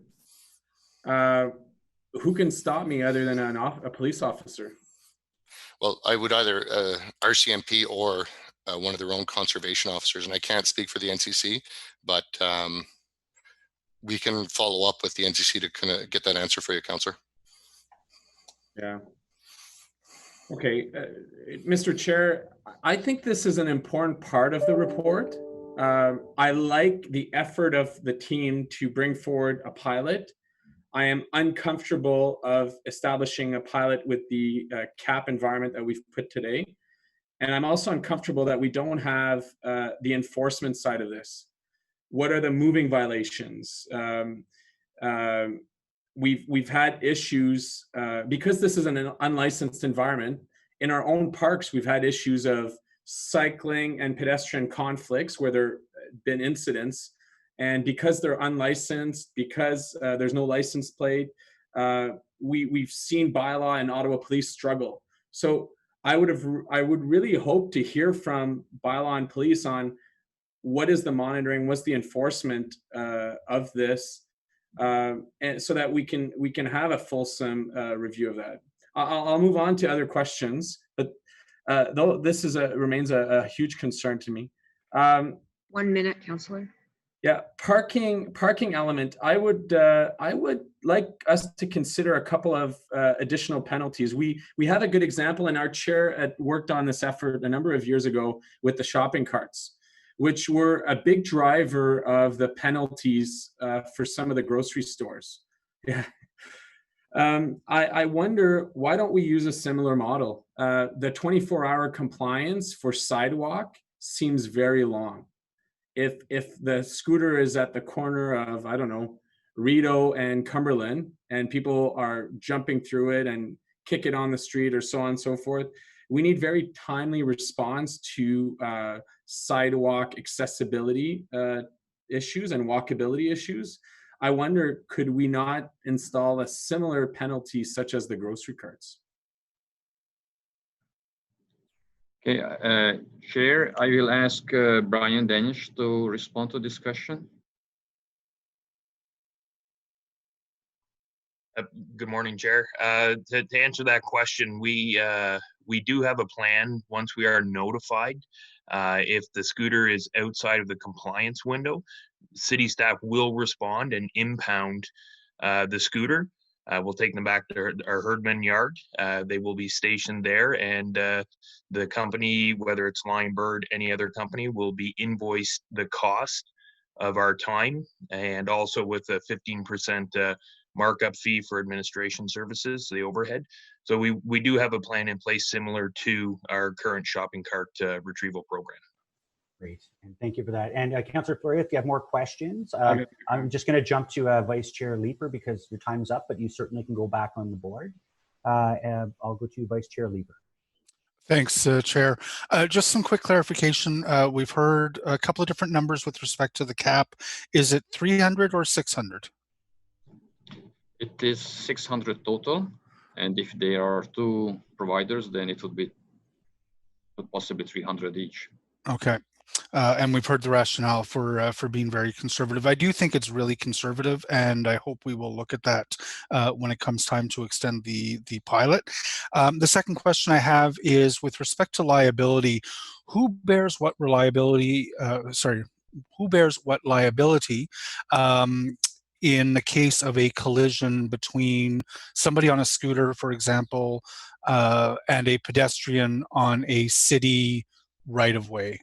Maybe legal could weigh in. Okay, I would like to ask Diana to respond to this question.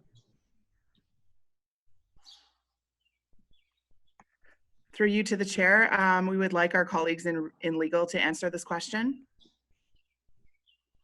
Yes, Mr. Chair. In terms of liability, it might depend on the various factors that cause the collision itself. Certainly with the shared providers, there are standard indemnification and insurance provisions in those agreements that should protect the city. But again, it'll be a very fact-specific scenario. Okay. As part of running these businesses in our city, we have explicit requirements for that indemnification. That's correct. It's the city's standard provisions that will apply. Fantastic. And maybe legal can stay on the line for just a moment. My third question is around the point that was raised. I'm sorry, I've forgotten his name with the Accessibility Committee. Anyways, Mr. Turcott. Thank you very much. Mr. Turcotte raised the possibility of adding to this bylaw with another clause or category of violation, which would be operating a scooter, an e-scooter, in a fashion that presents a barrier to accessibility. How pragmatic could that be in terms of adding to this bylaw? Well, there are currently provisions that prohibit, leaving or obstructing the sidewalks. So we can certainly look at that, and we can consult back with staff to determine if adding a specific provision to that effect may be more helpful. Okay, that's something I may want to explore with committee members over the course of the next couple of weeks before this comes to council. Just one more tool that we would have. A question for, I guess, both bylaw and for legal. If we don't allow e-scooters in the city's right-of-way, which, if I understand where we're coming from right now, is something that the province has said you can if you create a regulatory regime for it. Do we anticipate that very many people like me are going to be going out and buying these? And what would happen if somebody purchased one of these and rode it on the road to get back and forth to the LRT station if we don't create a regulatory regime that covers e-scooters? Is that a violation? I can certainly answer that question. So, Mr. Chair, it would be a violation of the city's traffic and parking bylaw because it's not a vehicle that's allowed on the road currently. Okay. And I don't know how popular these are going to become. And then my final question, Chair, is, we're talking about micromobility devices here, which is something that we want to think about in terms of a broader conversation as we're going through our transportation master plan. How are people going to make short trips in a way that is easier and that provides an alternative to walking? Certainly, I'm anticipating that I'll use an e-scooter similarly to what I would use a bike as. I bike to the LRT station because it's just a little too far to always be comfortable walk. I bring my bike on the LRT, and then I get, not during peak, and then I get, I finish my trip with my bike. Scooters are an even less impactful device. You can fold them up if you hop on the train. It's going to take a lot less space than a cyclist would have. I've got a particularly big bike. My hope would be that the Transit Commission will pay some attention to modifying the bylaw so that we treat these devices as we currently treat bikes in an effort to spur these short trips to increase ridership on the LRT. It's very different taking your bike or maybe an e-scooter to an LRT station that is 2 kilometers away compared to taking a bus to get to an LRT station that is 2 kilometers away. And I think we want to encourage those kind of more sensitive uses of micromobility devices. Chair, that's all I have. Thank you. Great, thank you for that. We have Councillor Fleury back on deck. Yes, it is an interesting subject. I want to thank Councillor Leeper for those questions to legal. I want to go back to it for a second. So if there's a pedestrian and a cyclist that hit each other in a park, is it bylaw that, is it a claim by an individual to the city? Is it bylaw that enforces because it was a moving violation, or is it Ottawa Police?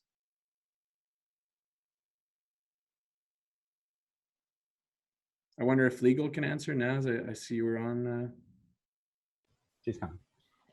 I would imagine if it's happening in a park, Mr. Chair, that it would be bylaw services. And again, depending on the cause of the collision, often these are multifaceted. So again, it would be a very fact-specific scenario. Jake, could you comment? Through you, Mr. Chair. I think at this point, Councillor, would really depend on that situation. Firstly, if that e-scooter was being used appropriately, but just to be fair, I'm going a bit broader. I recognize the reports on e-scooters, but I've seen issues. Today, what I'm trying to highlight is we don't have Ottawa Police here, and bylaw does not enforce moving violations. Under the Highway Traffic Act, it's entirely responded by the police. So it's great to have bylaw here to speak to the bylaw of where you park these things, or the framework around the pilot. I'm fine with that. I am very concerned around this is not on police radar, and cycling pedestrian issues in the past have not been on police radar. And we've seen individuals, I've seen personally, we have individuals that got hurt on NCC multi-use pathway where the appropriate traction of that injury was not done. So individuals don't know who hit them, and weren't able to pursue and get the appropriate claims into the insurance because of it. And I wonder, Councillor Leeper is quite right. The same risk exists today, or the risk is lower for e-scooters as it relates to the use of, where you could cycle. I get that, but I think we have to be cognizant of this e-scooter is parked on a sidewalk. So the ride starts on a sidewalk and ends on a sidewalk, which is not on the street. So we have to be cognizant of who takes responsibility at what point in time on the liability front. And I'm very concerned that we don't have police. So Jake, could you be specific to the broader, not e-scooter, but if a cyclist and a pedestrian hit each other in a city park, so we'll get away from the roadway for a second, at a multi-use pathway, what is the enforcement and claim process? And Jake, just before you answer that, I'm giving some thought to this with these multiple scenarios where clearly Councillor Fleury is quite correct. It'd be good to have some police feedback on that. Can I suggest, if there is multiple scenarios, that between the councillor and myself, we send these questions prior to going to council for the final vote, because I think we can come up with a multitude of scenarios, and we can be here till 4 o'clock, and it'd be better to do it in writing and get that response back from OPS. So when it comes time, if you're still not satisfied, you could flip-flop or change your vote, because I assume you're going to support this anyway, but it gives the opportunity for a response. And I see Kathleen's hand up right now. Yeah, Kathleen? Thank you. Just through your chair. So we have been working with Ottawa Police Services, and they have received an all chiefs memo from the Ministry of Transportation, letting them know about e-scooters and how they'll be regulated. Can I get you to go closer to your microphone? It's very hard to hear right now. Sorry, can you hear me now? Yeah. Okay, thank you. So through your chair, we have been working with Ottawa Police Services, and we've been notified that they recently received an all chiefs memo, which the Ministry of Transportation has sent to chiefs across the province. And they have let us know that the full traffic staff will be back regular deployment on June 29th, and that they have advised staff that as they're doing patrols, if they happen to see e-scooter violations, to respond. And that's very good. Thank you for that. So just before we go to Jake now, so we'll make a note of that in these more specific ones that involve multiple people, I think still it would be good to have a little clarity on that, but it's preferable in writing so we can actually ask individual scenarios. Are you good with that, Councillor Fleury? Yeah, I appreciate that, Mr. Chair. I will follow up with you and Ottawa Police ahead of council. Jake, want to go back to the report. So there's 2 FTEs that are identified. We've seen the success of having proactive officers on the PTC front. Wondering if you could comment, is the similar model selected for enforcement under this pilot? Through you, Mr. Chair, Councillor Fleury, at this time, it's not going to be a similar model as the PTC. However, Bylaw and Regulatory Services will be tracking requests for service. And after the first year, if we identify that we do need to assign individuals to it, then that's where we will make that ask at that time. Great. Okay. Is that it for your questions, Councillor? Yeah, my final comment on the report, Mr. Chair. So I will be supporting the report. I think you can see that I feel there are elements that are loose-ended. It is a pilot, so I'm less concerned because we're not approving something that is permanent. I think that we're too low in the number, and I'd love, Mr. Chair, if we could work together ahead of council. I know there's other members including Councillor Leeper and Councillor Dudas, that were interested in expanding the cap. I think we need to work together on seeing what that, making sure that that number would be expanded and appropriate. I have no concerns around, you know, our bike paths and cycling networks are improving, and these are great additions to the transportation network. It has to be done right. For all of us who've traveled to Europe and Asia, you know that this can get very chaotic very quickly. So great that it's a pilot. Great that we're considering a lot of the elements. I would encourage us to look at the LRTs specifically ahead of the phase 2 opening to really be in place with some of those strategies, to have the right level of penalties if they are in walkable, accessible sidewalk spaces, if they are parked, so that the penalty is significant enough that the companies are quick at being on top of it. And yeah, I'll leave it at that. Maybe the last point is on the NCC. I would challenge the NCC's enforcement abilities of a moving violation through their multi-use pathway. Because today there is cyclists that are on e-bikes that travel along the NCC pathways. And I've not seen the NCC make any effort of enforcing those. And I don't understand how, you know, if Councillor Leeper were to get his e-bike today and go on an NCC pathway, how that would be monitored or enforced. So I wonder if the NCC comments only reflect to those who are licensed providers and less so to the users. Maybe that is an element to follow up with them on. Okay, great. Thank you very much, Councillor Fleury. I'm looking here. We have Councillor Hoogley and Councillor Kavanaugh. Thank you, Chair. I just have a quick point to follow up on Councillor Leeper's comments. With staff, you're talking about bringing this to the Transit Commission for use on the trains and space there. When do you envision that happening? After the pilot?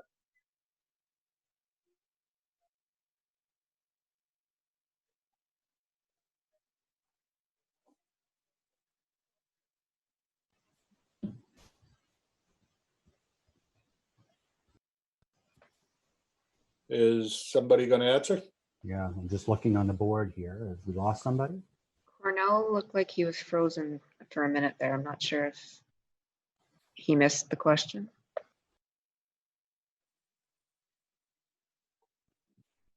Okay, I would like to ask Pat Scrimger to respond to that question about the scooters on LRT.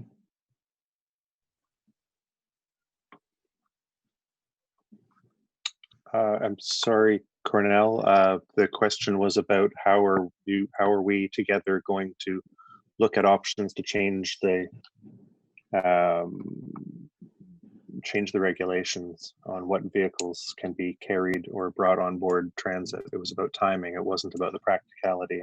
I'm happy to help to answer the question, but I don't know how I can.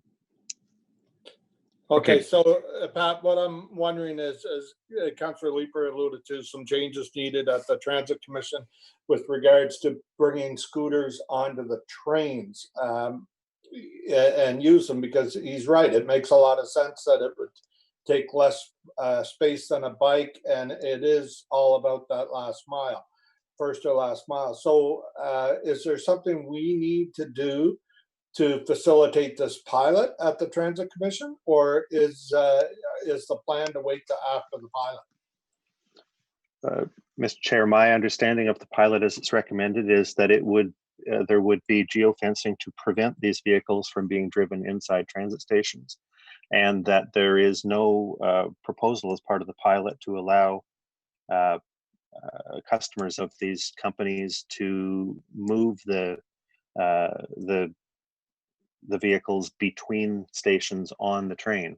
I think legal could comment if a privately owned scooter is brought on board, does it qualify as a bicycle under provincial law? If it is folded up and carried, as I believe Councillor Leeper mentioned, is it then a vehicle, or is it just hand luggage at that point? If there's going to be electrically powered vehicles brought into transit stations, brought onto transit vehicles. There is an assessment that we ought to make of whether it's courteous to other customers to allow that, and whether it's safe to allow it. If, of course, they are folded up and carried, perhaps, and maybe legal services could comment, perhaps they're not vehicles at that point. Okay, so while legal's getting ready to answer that, to be clear then, so for the purposes of the pilot, the geofencing will prevent them from coming into the transit stations. I'm assuming that we're going to look at that after the pilot, which gives us lots of time. So I think so. I think Cornell and Beebe could probably comment on what they expect that they would be monitoring and recommending as a result of the pilot. I mean, we will be following the travel patterns of people and see what percentage is going to transit. And in terms of the shared scooters, I mean, we are expecting actually that there will be some disadvantage of taking them on the train because it's adding to the time of the charge time for the scooters, but that's the different situation for the privately owned scooters. We will be also monitoring the feedback from the public. So we are anticipating comments whether people would like to take the vehicles on the LRT, and we'll judge what is the demand and whether we should go ahead with such a change to the transit bylaw. I'm expecting that within the first couple of months, quite a few things will be more obvious. And for the second year of the pilot, if the pilot goes on for second year, then we will be in a much, much better position in coming up with a suggestion without speculating how will people react. okay, thank you. Is legal ready to comment on the private scooters on the trains? Yes, Mr. Chair. So currently, based on the way that the transit bylaw is worded, electric kick scooters, whether they're private or shared, would not be allowed on buses or LRT. Okay, thank you. Maybe Councillor Leeper, let's discuss this offline and see where we want to go with it. I'm supportive of what your comments were, so let's see what we can do. This is not a deal breaker. It's easy to sort out. I would like to be part of that conversation as well, please. So we'll just get back to the list here. We'll be all day, folks. So trust Councillor Hubley, you're done with your questioning. So I'll go to Councillor Kavanaugh.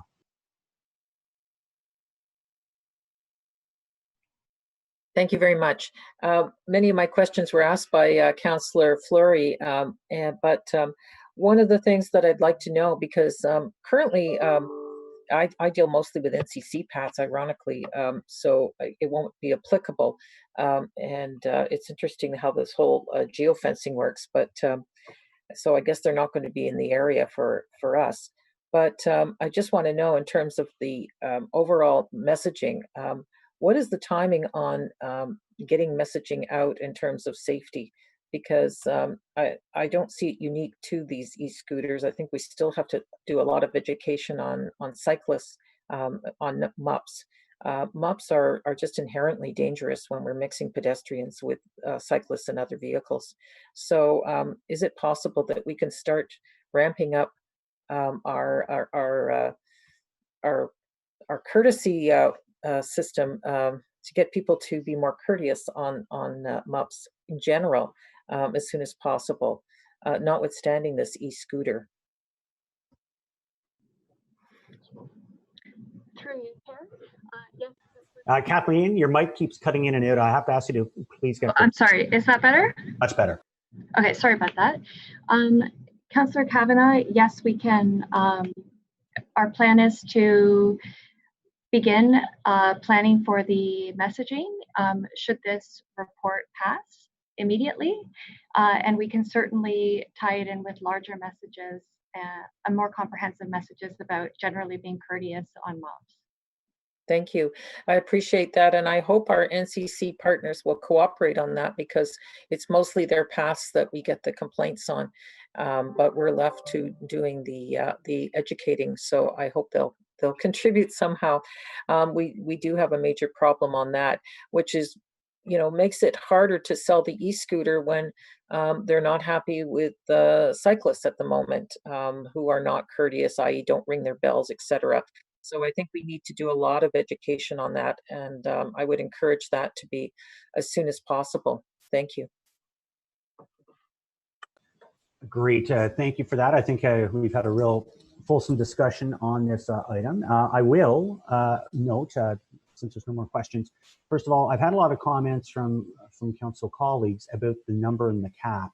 I'm half inclined, I'm not a specialist in this field. I trust their staff do a tremendous job. But can I ask maybe, I don't know if it's Vivi or who would speak to this, about that magic number of 600. If we don't see that satisfying our needs, how quickly and what would the process look like to add more on very quickly?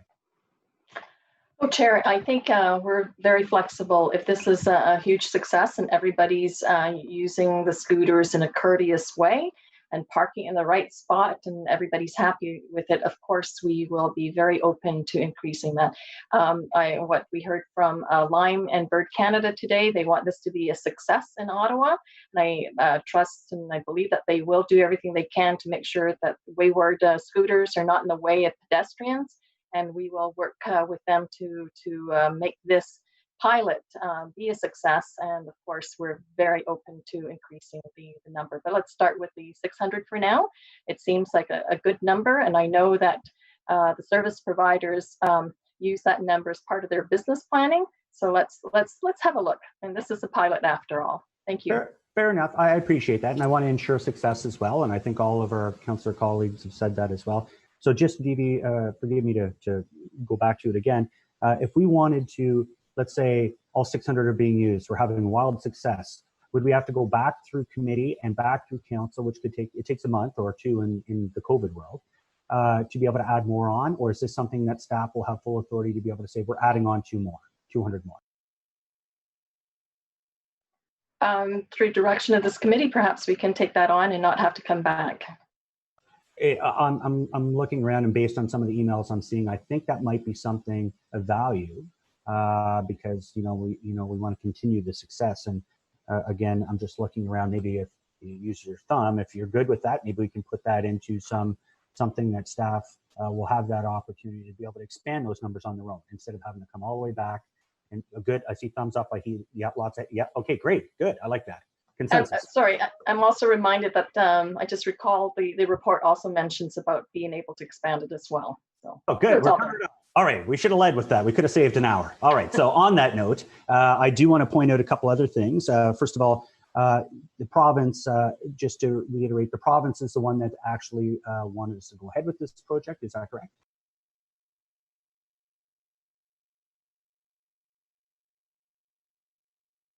Now you're on mute, Kathleen. Yeah, great. Yes, that's correct. Okay, good. And it's unfortunate how about the NCC. That's the only one thing that really perplexes me a little bit. Have they given an indication why they're so strongly against it right now? Is there a specific reason? We had lots of discussions with the NCC, and their current regulation does not allow the e-scooters, and they have to change it. I mean, they are allowing muscular power vehicles only on their pathways, and I mean they have some concerns, but actually it's a decision that they will have to make. I mean, they said that they are not just ready at the moment, but I mean they are talking about it. So it's possible that when they see the success of the city's pilot, that the decision for them will be much easier. Okay, and that's fair. So maybe Jeff and I will grab Toby and we'll go for a scoot and convince him otherwise. When it comes to, I'm happy to hear, our shopping cart thing that we did many years ago, and I was called the shopping cart king for quite a while, is actually going to help on that front. So that was a great question. I appreciate that. And again, if we can loop back on the enforcement aspect before council, I'd appreciate that. So we've gotten through all our questioning. I want to thank all the staff. We do have amending technical motion that Vice Chair Leeper is going to move right now. Thanks, Chair. So whereas the staff report on Ottawa's electric kick scooter strategy and pilot project listed as item 2 on today's Transportation Committee agenda includes 9 supporting documents. And whereas draft versions of document 3 and document 5 were unintentionally included with the Transportation Committee agenda distributed on May 25th, 2020, and whereas revised versions of documents 3 and 5 were distributed to Council and posted to ottawa.ca on May 29th, 2020, therefore be it resolved the Transportation Committee approve the documents 3 and 5 be replaced with the revised documents 3 and 5 and included in the report to Council.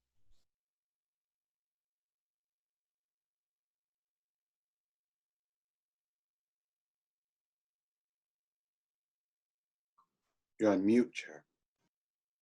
There we go. Better. I'm learning. Okay. So on the technical motion, is that carried?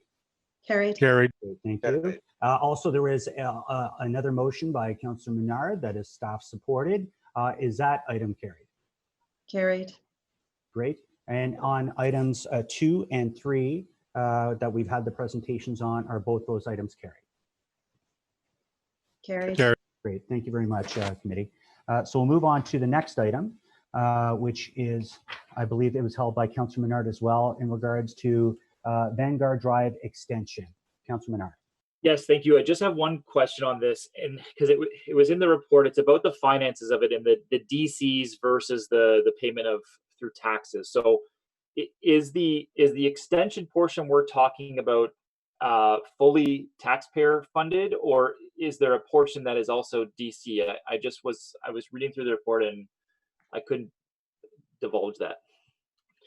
Okay, if I may, Mr. Chair, and Jeff McEwen may follow up if I get this wrong, but the road itself, for the construction of the road, it's a collector road. It's not subject to DCs, Mr. Chair, so it will be funded by the landowners, the developers around there. It is just the intersection that is on the DC list, and it'll be the intersection that'll be funded by DC. So the question with respect to the road is completely the surrounding landowners.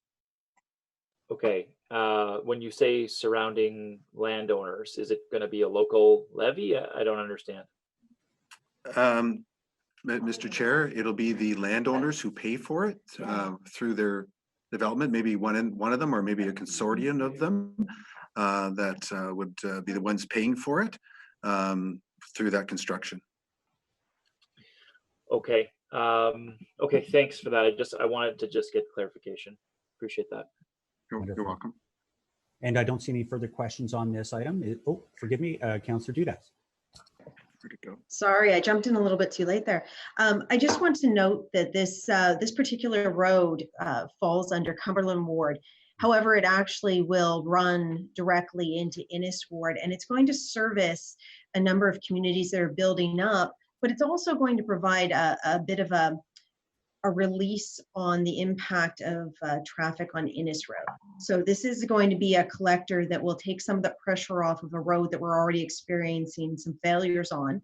But even more importantly, it's going to provide economic opportunities. So there will be opportunities for businesses to line along this road network throughout the East Urban Design community, which is something I've been working very closely with staff on, looking to bring those commercial opportunities to our road fronts and make it a more lively Main Street feel, as opposed to the big box landscape that we currently experience in the East End. So, you know, I look to my council colleagues for support on this. I know this is a Ward 19. It affects all areas of the East, and it is a very vital component of our networks, our transportation networks going forward. And it will actually run not too far from what will be a bus rapid transit connection. So it's all intertwined, and it provides an economic opportunity as well. Great, thank you for that, and thank you for Deputy Mayor Luloff and yourself, Laura, for watching over that district.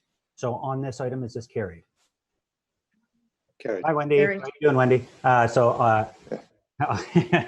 So now we're moving on, yes, to the exciting item, the one we've been waiting for, a frosty one. So on this, I believe we do have a presentation. I think it's a combination. Is Court doing this one, I believe?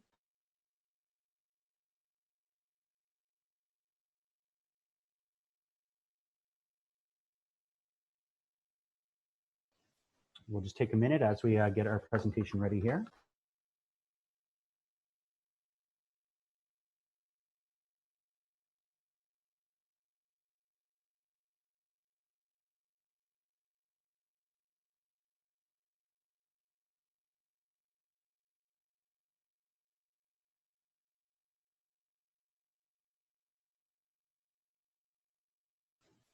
All right, we have the presentation on the screen, but I believe you're on mute right now, Court.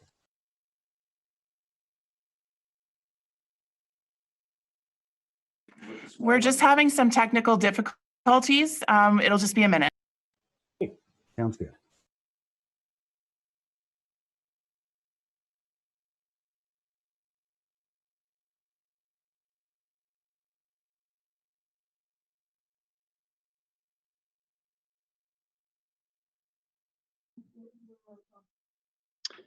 I apologize, Chair. I had stepped out of the room momentarily to take a bio break, so I'm here. My apologies to the committee members, and thank you very much for giving us the opportunity to speak with you today. I'm joined by Lila Gibbons, who, as you know, is the Director of Roads and Parking Services, and also heading up the Economic Recovery Task Force with Mr. Willis. So I'm just going to actually pass over to Lila, say a few words before I begin my presentation. Hi, thank you for having us. So before I turn the floor over to Court, I just want to extend a thank you to our partners, like the small business communities, the BIAs, our internal partners, particularly public health, our members of council, and the mayor's office for providing us with some valuable input and ideas as we develop and implement programs and processes to support the restart of the local economy once the province and the officials in public health start to open up more of the business sector. So what I'll do is I'll turn it over to Court. He will go through our presentation, and then we'll be open up to questions right after. Great, thank you. Great, thanks, Lila. I'm also joined by Melanie Knight, who's our Program Manager of Public Realm and Urban Design, who has custody of the city's patio program. So next slide, please, Kelly. So on this slide, Chair and members of Council, are some very important stats that have been provided by our economic development colleagues, really demonstrating the importance of the restaurant and small business retail sector in Ottawa. The food and beverage sector employs 11,000 Ottawa residents on a full or part-time basis and contributes $103 million in annual property taxes to the City of Ottawa. We also have a very strong small business food and drinking service sector that's a subset of this, which is totaling about 1,800 restaurants that have 1 to 50 employees. There are also about 3,500 retail establishments in Ottawa that employ 63,000 people. So this is all fresh data we've got from both Ottawa Tourism or from our colleagues over at Ernst & Young that demonstrates the importance of these two sectors. Next slide, please. So the objectives and why we're before you today on a expedited fashion really is coming out of that council meeting of last week, where council tasked staff through the mayor's economic task force, through working out through Ecobia and through the ways and means that Lila mentioned, to look at ways that we can redouble our efforts, provide support to our small business and retail sector and our restaurant sector, in anticipation of provincial restrictions being gradually loosened over the coming weeks. Really, the objectives are fourfold. One is to assist businesses to accommodate physical distancing requirements. That's our first and foremost objective. The second one is to support the economic recovery of these sectors and the reemergence of the tourism sector throughout 2020. The third overriding and paramount, and we spent some time talking about that this morning, is to ensure that accessibility is paramount through anything that we do. And the final is an opportunity to pilot public realm improvements in line with the Byward Market Public Realm Plan that will be before Council later this year. Next slide, please. So just to take you back to last week's council, council on May 27th really focused on right-of-way patios and tourist kiosks. So essentially patios that are on public property. So council essentially reduced all fees for right-of-way patios, for cafe seating, which are our small bistro tables and chairs you typically see outside a cafe, and also tourist kiosks. So just to give you a perspective, a typical restaurant occupying a right-of-way patio would pay between about $3,000 to $4,000 a year to the city in permit fees. Council last week reduced those fees down to $62. The second piece was a confirmation that patios can remain either at curbside against the building face or at street side and on-street parking space.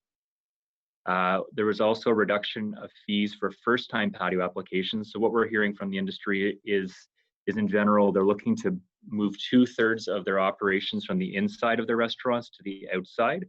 We anticipate several, if not dozens of new applications for patios or expansions of existing patios. And so council approved a fee for this of $340, plus the patio permit fee of $62 and a 10-day business service commitment. Get these out the door as soon as possible. And finally, we've been operating for about 16 years with a cap on the number of cafe seating tables and chairs per establishment. So 4 tables, 4 bistro tables, and 8 chairs. These are always unlicensed spaces in line with the AGCO recommendations, policies rather. Council took off the cap and basically will allow as many of these cafe seating tables as can be established in the right of way, and of course where there's an interest from the property owner. Next slide, please, Kelly. So what staff has to bring before committee today and council on June 10th, should this be the will of committee, is really a groundbreaker in Ottawa, which is the creation of new outdoor retail spaces in the right of way. So currently, retail outside of a business on city property in the right of way is only permitted as a special event. So a sidewalk sale on a weekend for Mother's Day, for Easter or whatnot. So a recommendation to you today is to waive the provisions of the Use and Care Roads bylaw regarding commercial vending in the right of way. This will essentially allow store owners to vend in front of their bricks and mortar store. They'll be able to do this in 2 ways. One is to apply for a retail patio permit, which is similar to our existing right-of-way patio permit process, where essentially you would have a patio that's selling goods, whether that's books, clothing, or whatnot, and that would have a fee of $402. The second type of permit would be what we're calling the retail pop-up space permit, which is really modeled on the cafe seating program, the smaller fee, which would allow stores that want to have a table outside to process cash payments or to have stands or small stalls to sell goods, to have those against the building face. And the expectation there is that those are mobile and that they come in and out at night and don't occupy the right of way. These fees are modeled on the patio fees and are deliberately set to offset our administrative cost to get these permits through the system and out the door. And suffice it to say, we've been working very closely with Ottawa Public Health on the directives that we would share with permit holders, and working through our economic development partners as well with all the great tools that they're providing our BIAs and economic partners in the community to ensure that there are the latest directives with regards to physical distancing and the handling of goods, etc. Next slide. The second piece is rather exciting, I think, again, groundbreaking for Ottawa. And this will be to allow food trucks in city parks. So the proposal here is to allow food trucks to set up in the parking lots of approved city parks. And I want to stress that it'll be approved city parks.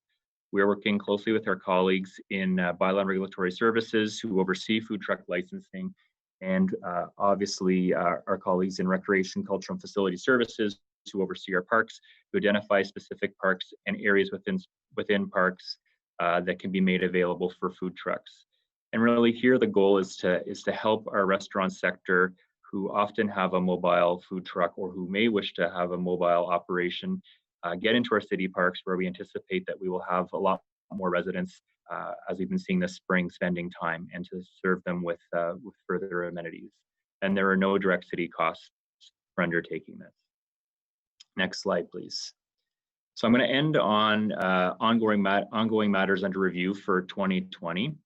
There's lots of talk ongoing with various staff throughout the organization, both in bylaw, right-of-way, legal, with the AGCO, the Alcohol and Gaming Commissioner of Ontario, with regards to alcohol permitting.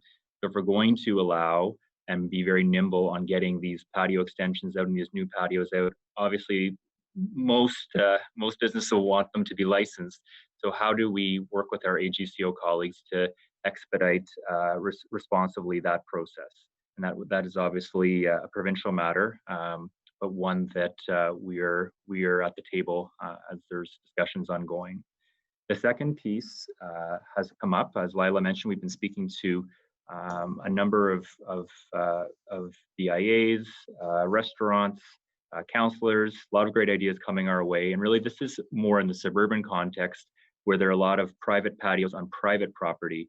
And currently there are restrictions through our zoning bylaw on allowing those patios to expand into parking lots due to parking requirements in the zoning bylaw for that commercial enterprise. There's also setbacks from residential at 30 meters that also are in the zoning bylaw. And so we're working with our colleagues in legal and in planning services and in economic development, long-range planning, on looking at a solution that could be brought forward to council next week. And finally, as I touched on earlier in my brief presentation, we are developing a special strategy for the Byward Market area for physical spacing due to the density of patios and retail. Over 75% of our existing patio permits are in the Byward Market area. If you think about streets like Clarence and York Street West, William. So with the tight right-of-way in the Byward Market, we are developing a Byward-specific strategy, and we hope to be able to consult with our stakeholders on this next week. That concludes my remarks, and Lila, Melanie, and Marilyn and I are here to answer any questions you may have. Thank you. Great. Thank you for that. Very exciting stuff. The food truck element, I think, is one of the more neat aspects during COVID times. And just before I go to questions from councillors to staff, I really appreciate the hard work, Lila, Court. You guys have put a lot of work in, a lot of research in a very short window of time. And certainly I envision myself grabbing I don't know, maybe there's a taco truck out there at my local park and hanging out because let's face it, it's going to be a lot of staycation this year. At this point, I'm going to go to questions from committee members first. So I'll go to, I think, forgive me, I got 3 on deck here. I got Councillor Eli Alshantiri, Councillor Leeper, Vice Chair Leeper, and Councillor Menard.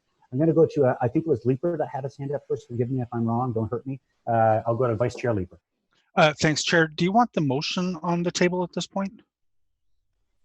Great, yes. Can we have that on the screen if we could, please? Thank you.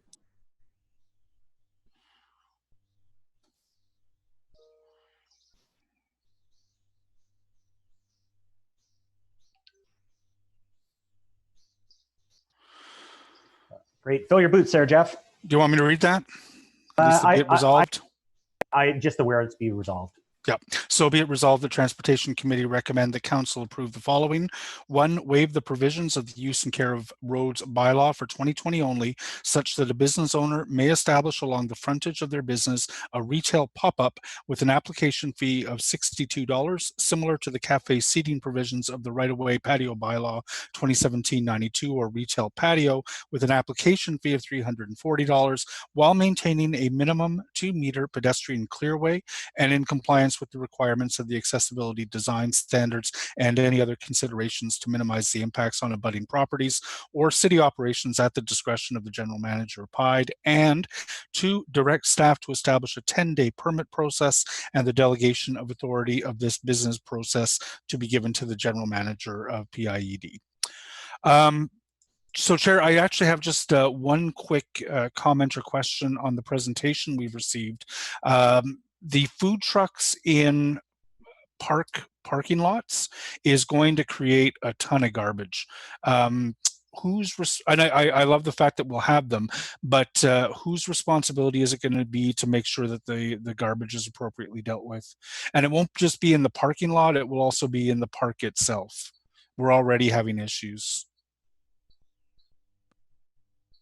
Sorry, through the chair. So we are having those conversations at this point in time, and speaking with Recreation, they have some experience from a previous contract that they've had in one of the city parks. So we will be looking back to the vendor for the most part to be managing the excess garbage, whether it's having a unit on site, whether it's having them remove it daily. We will be working through those details with our partners in Recreation and our partners in Park and Solid Waste. Okay, some of that litter is going to be not in the immediate vicinity of the truck. It's going to be along the pathways that lead to the park and in the park itself. I believe that the city is going to have an important role to play so as not to overburden the vendor in making sure that our parks are clean. We can't rely on the vendor to do do an entire park cleanup every day. So I would ask that if this moves ahead, and I'll be supporting it, that we have that commitment from the city to ensure that our parks are kept clean. We don't want to give people a reason to push back against what is a fairly progressive and fun initiative. Most definitely, we will take it back, and we are going to have further conversations with all of our partners to make sure that we are monitoring the garbage and other concerns throughout this pilot to ensure that it is a successful pilot. Great, thank you, Chair. And thank you for that, Vice Chair, for reading it. And just before we go to Councillor Eli El-Shantiri, I want to again thank Eli and Laura, but I just wanted to make sure that we acknowledge the hard work, because there's been meetings with BIAs. We've had discussions with other people, and Eli and Laura have been leading the charge on this one. As a matter of fact, I was like, maybe Eli should move this motion, being a former business owner, knowing the importance of it. But that being said, Councillor Eli El-Shantiri, the floor is yours. Thank you very much, Mr. Chair, and thanks to staff for their presentation and great idea. It doesn't matter who moved this motion; it is a good motion. I'd like to support it, of course, but also I want to acknowledge been on a task force working with our partner and my colleague, of course, the mayor as the chair of the task force, and my colleague Laura Dudas. This is a good news for the small business. It's a good support to help. My question, when we talk about the food truck in, I would like the city to get involved and helping to promote this. Maybe we can have food festival in certain area, whether it's part of the city, and we can promote it through the city's social media and invite residents to come out and enjoy the variety of diverse food trucks we have now in the city, which is include most of the popular food. So I would like if staff are willing to support and help, or how could we do more to help them to promote their attending, whether in Canada or Stittsville or Carp, perhaps. Is there's a plan to support and help, especially when we talk about washrooms, garbage cans, and other? So thanks for another great idea. And this is where I was talking about at the beginning of the presentation. It's reaching out to our local businesses, to our council members, to get some ideas that we can work through. It's another thing that we can look at. We do have to be careful, particularly during the pandemic, in terms of gatherings. So that it's a piece that we'll have to consider moving forward, but we will have further conversations with our colleagues in Recreation and PIMR on how we can promote this moving forward. Again, respecting public health and their direction for the physical distancing and the social gatherings. So another great idea that we will add to our repertoire of ideas that we're looking at. And also, Mr. Chair, we have a few organizations. They don't fall under the umbrella of Ottawa Council BIAs, and namely Osgood, Elgin Street, and Stittsville. I want to make sure staff, when they do adopt any policy from here on, to include those three organizations. In case they don't receive that information through the Ottawa Council BIA, they should receive it directly from the staff involved and work directly with those folks, because they don't have, they're not part of the Go BIA, but then definitely they play a major role in their community. And I think we need to reach out to them on a regular basis with the changes we are making in this. I don't know if Lila been aware of those three organizations. They reach out to us individually: Elgin Street, Osgood, and Stittsville. Yeah, I'll just bring Court. I know that they have been involved, but I'll bring Court over. Mr. Chair, can I raise a point of order on that, please? Okay, point of order, Councillor. There was a motion previously last year at FEDCO to anything that the city is doing with the BIAs, that they also include the Board of Trade and other associations, such as the ones that Councillor El-Shantiri is listing, in any new programs we're doing or emails out about things. So I think we've got that already covered. Thank you, Mr. Chair. Okay, I see a lot of nodding of heads. Maybe I'll get staff to comment on that. Yes, Chair. Certainly we are working with Ecobia, but as Councillor Hubley referenced, we are sharing all this information through our colleagues in economic development with all other business organizations in Ottawa. And quite frankly, a number of our permit holders in right-of-way, my area, don't either participate in a BIA or aren't part of a BIA zone. And so we're also going directly to our permit holders wherever they are in Ottawa with this information. And we'll have all of this information as well on ottawa.ca. Excellent. Okay, thank you, Court. Mr. Chair, with your permission, I know this motion was moved by the mayor and yourself on council, and now it's been by vice chair. I would recommend this motion moved by myself and second by Councillor Dudas, as the two councillors represent the task force on economic recovery, and should go to council with both our councillors' name on it. Vice Chair Leeper, can I get a thumbs up? Is that okay with you? Yeah, sure. I'll withdraw the motion and allow Councillor El-Shantiri to move forward. We're just changing. We're changing the name, and thank you. Let's. I appreciate that, and that's why Eli, I was acknowledging the hard work of Laura and yourself. So we'll make note of that. That it's a move by El-Shantiri, seconded by Dudas. But we'll go next in the speakers. Oh, unless Eli, do you have any further questions? Are you good? You're good. Okay. So we'll go I just want to thank you, Mr. Chair, for working with all our partners ahead of today's meeting. I just want to say heartfelt thank you to you and to our staff on transportation. Well, thank you. It's a good news story. I like this one. I'll move next to Councillor Menard, and then Hubley, then Fleury. Okay, thanks very much, Chair, and thanks to staff for the excellent work on this and presentation. I know you've been working hard on this. I had a chance to meet with staff about this policy before it came forward, and just really pleased to see pieces of this. So in terms of businesses that do not have a 2-meter space in front of their business, the sidewalk's only about 2 meters, what is the process going to be for converting a parking space? So, Councillor, through the chair, we are going to be modeling the business process on what we do currently for right-of-way patios, where a restaurant owner wishes to have a street-side spot in a parking space. They will go through our 10-day process, which will be identifying the parking spaces that are available, and they have to be right in front of their business frontage. and we will circulate that internally with the ward councillor and our colleagues in parking services to identify whether that parking space can be used.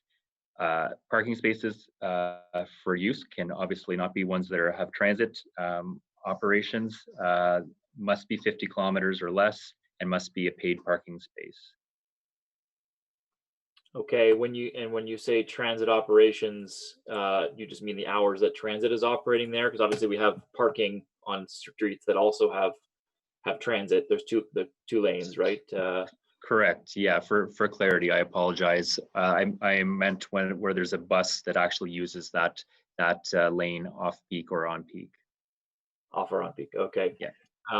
Okay. That's interesting. Thanks. I think it's important. Yeah, the councillors involved. Obviously, if there's going to be a suggestion for a parking space conversion, directly in front of the business, some businesses they share a parking space as well, so one may want it, the other may not, and I just foresee a couple of conflicts there. So if it can be shared with the councillor, I think that would be important. The other concern obviously is around making sure we have physical distancing in place, so that if there is a lane conversion in parking spaces, where that patio goes, how large it can be, whether it's right beside the hydro pole, for example, if there's hydro poles on that street, or beside the parking meter, pay meter, that would also be a consideration, is how large it can be. So I wouldn't want to have a one size fits all for this. It's important that those micro considerations, Court, are really important in all of this. Where exactly goes, how large it would be, and the hours of operation for it, particularly for patios. That's all going to be extremely important. So is there flexibility on those items? So, Councillor, and I'll go back to your previous question as well. Certainly, we recognize that 2 meters that is in our patio bylaw is more important than ever for accessibility and also physical distancing. So the reality is that we anticipate that most patio expansions will be on the street, because we don't, quite frankly, have right-of-ways that large in Ottawa that can accommodate the 2 meters plus a patio on them. So we are looking at likely either small curbside patios, or whether the retail or restaurant, those patios being in paid parking spaces. And as I referenced in my presentation, the retail pop-ups being tight against the building face to maximize the pedestrian clearway. As you acknowledged, most of our main streets in the urban setting have pinch points, whether they be street trees, lights, public art, and we'll certainly be looking on a case-by-case basis to make sure that there is that adequate 2 meters. And where there are pinch points down to 1.8 or 1.5 in the accessibility guidelines, we'll do our best to mitigate those. Okay, thank you for that. And then I wanted to provide on the food trucks piece, I think it's important that we have the local councillors' concurrence on it. So you're going to be deciding on parks soon. You're going to be thinking about which parks this makes sense in. So I'd like to make sure that you have to get local councillor concurrence on the parks that are decided upon. How is that going to work? Councillor, we are identifying a business process right now with our colleagues in Recreation, Cultural and Facility Services, and we will certainly take that into consideration in terms of the councillor engagement. Okay, I mean, I think it should be mandatory, right? You should have to have councillor concurrence to go forward with it at those parks. So if we need to change the motion somehow to make sure that that's a consideration, I think that's fairly straightforward direction, in that councillor concurrence should be there. There's just obviously there's considerations for certain parks and certain spots that you're going to want to get the councillor involved and get their concurrence. So, Chair, if I may offer, and I'll point you to the second part of the motion. Really, it's actually, sorry, it was removed from the motion because patios in parks or food trucks in parks are not under the purview of this committee.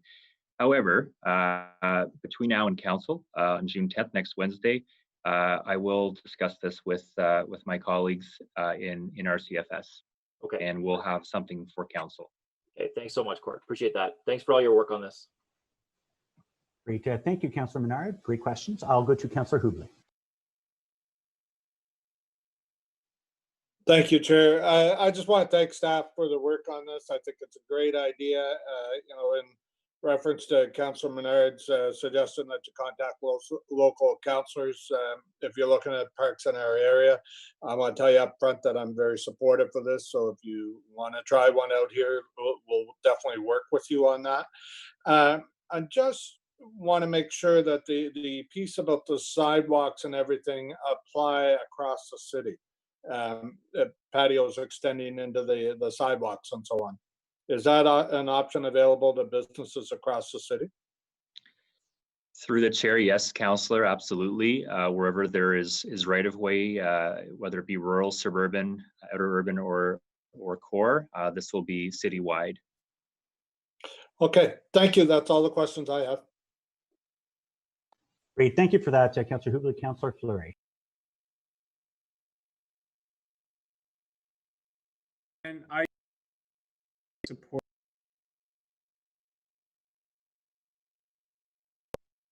Hey, here we go. I too am very supportive of the report. I want to thank Court and his entire team for their effort.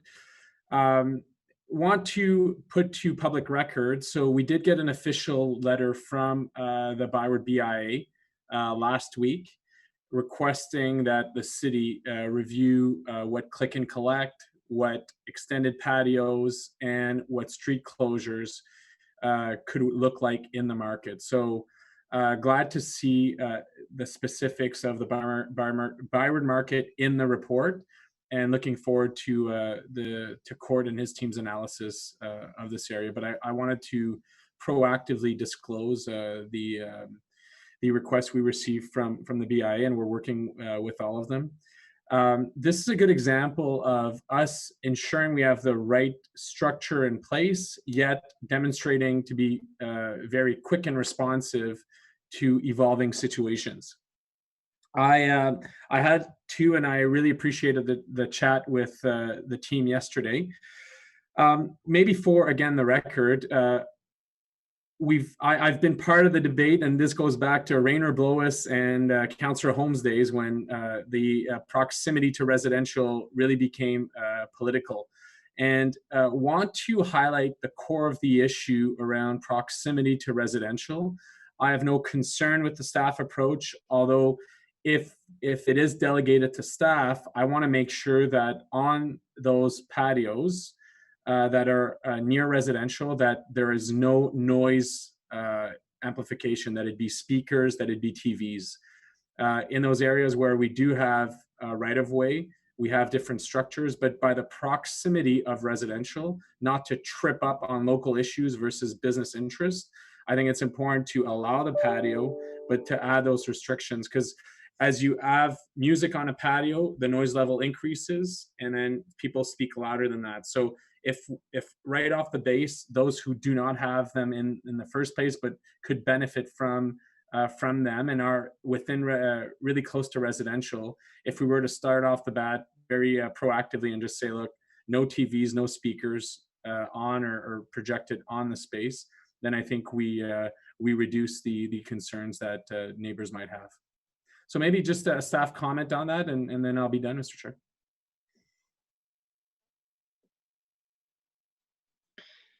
So, Councillor, through the chair, the regulation of patios can sometimes be a confusing world. So for right-of-way patios that are on city property, private patios on city property, currently, as the councillor referenced, there's the requirement to undertake a 90-meter circulation where you're in proximity to residential and commercial.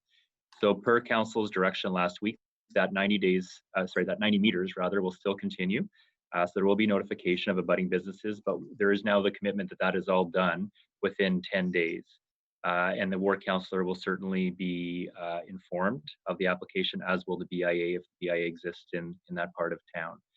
The second issue, which I had on the last slide, which is under consideration right now, really is how we can be more permissive and create economic opportunity for private patios that are on private property that have restrictions. And those are under a 30-meter residential restriction right now. So we are looking around Ontario at whether municipalities are undertaking to look at how that can be provided, but that is a more difficult hill to climb because we're in the world of the Planning Act and the zoning bylaw.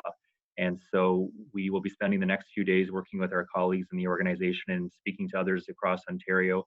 And we hope to have something before council next week. Just on that latter point, I would be supportive of that and can give you an example of ways we can expedite that.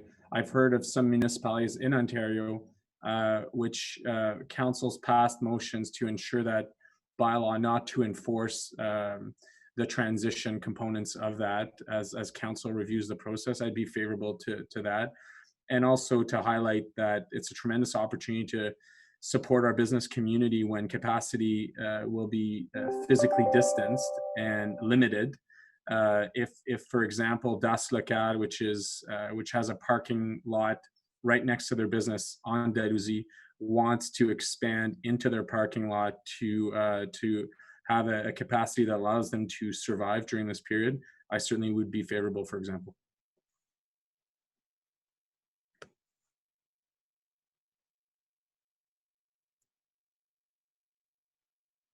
You're muted, Mr. Chair. There we go. All right. So thank you for those supportive words. I'll move on to Councillor DeRuse.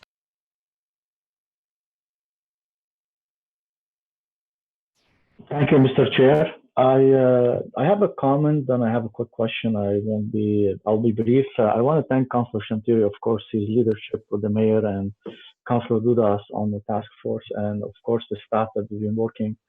And this is, Councillor Fleury mentioned that it shows how fast our city is reacting to COVID-19, and we're really breaking the red tape and making our city and our market and our parks accessible for the consequences that what we're dealing with right now. And this is I'm very happy to support this, and I know there's been lots of work been happening, and I know that you Chair Turney, you've been working very hard also behind the scene.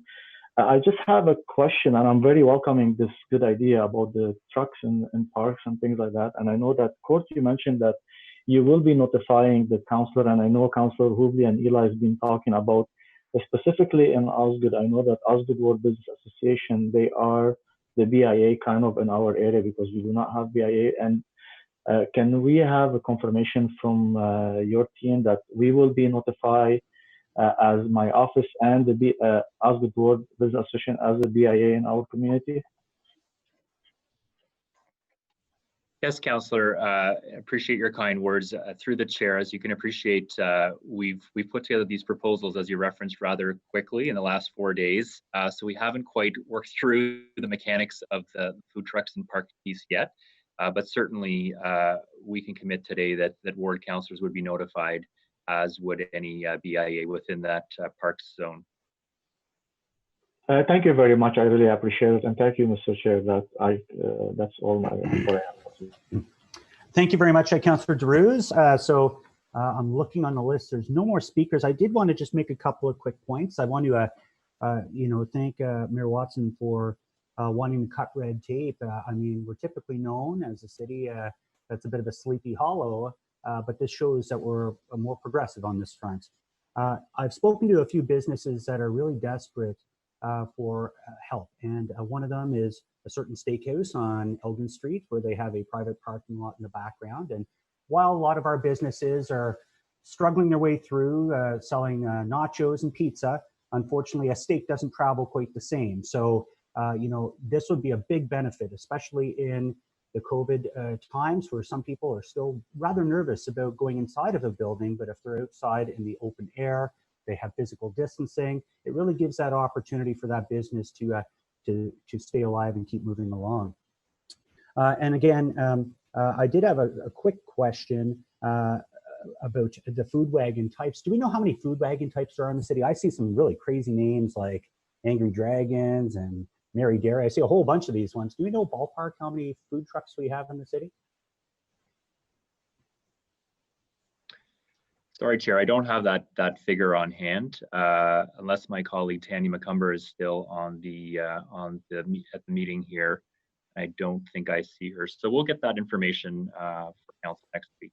And that's wonderful, thank you. And I see there's third-party groups like streetfoodapp.com that really shows a map of where all these food wagons could be. And again, this isn't about taking away from brick and mortar. It's actually to create a more holiday experience, because we're going to be doing much more of a staycation here in Ottawa, from what I'm hearing from many families. And there's a lot of places that are doing their part. I've done a lot of Skip and Uber Eats, chicken wings, and you name it, all over the place. But it's nice to have a bit of a variety in the summer. So it'd be nice to see some regional distribution of some of those food wagons in parks that might not be near restaurants. I think we have a really good opportunity here. And I want to thank staff again for the great work on this entire project. I'm very excited about it. And look, this is the last item on the agenda. I for sure thought we'd be calling for a recorded vote on something else. So I'm going to call for a recorded vote on this final item on the agenda today. So Kelly, can you go ahead and proceed with the vote? Councillor Luloff? Yes. Councillor Dudas? Yes. Councillor El Shantiri? Yes. Councillor Fleury? Oui. Councillor Menard? Yes. Councillor Deroux? Yes. Councillor Hubley? Yes. Vice Chair Leeper? Yes. And Chair Tierney? That's a yes. It's unanimous. Carried. Thank you very much on that item, committee members. I will proceed to the final portion of the agenda. I do notice that Sean Menard, Councillor Menard, does have a notice of motion. Did you just want to introduce it? We're not debating it, we're just introducing it today. Yes, thanks very much, Chair. Just give me one moment here. All right, so whereas the City of Ottawa, along with Ontario, Canada, and the world are currently experiencing the COVID-19 pandemic, and whereas this pandemic has witnessed all orders of government put in place emergency measures and guidelines in order to improve the health outcomes of as many residents as possible, and whereas the city, the province, and the country are seeking cooperation from residents to adjust their habits, activities, and lifestyles to align with the guidelines related to physical distancing, and whereas the Ottawa Board of Health has unanimously passed a motion supporting the City of Ottawa to increase the amount of safe, active transportation space outdoors for residents, including when accessing essential services to improve their physical and mental health, while still adhering to all municipal and federal guidelines related to physical distancing.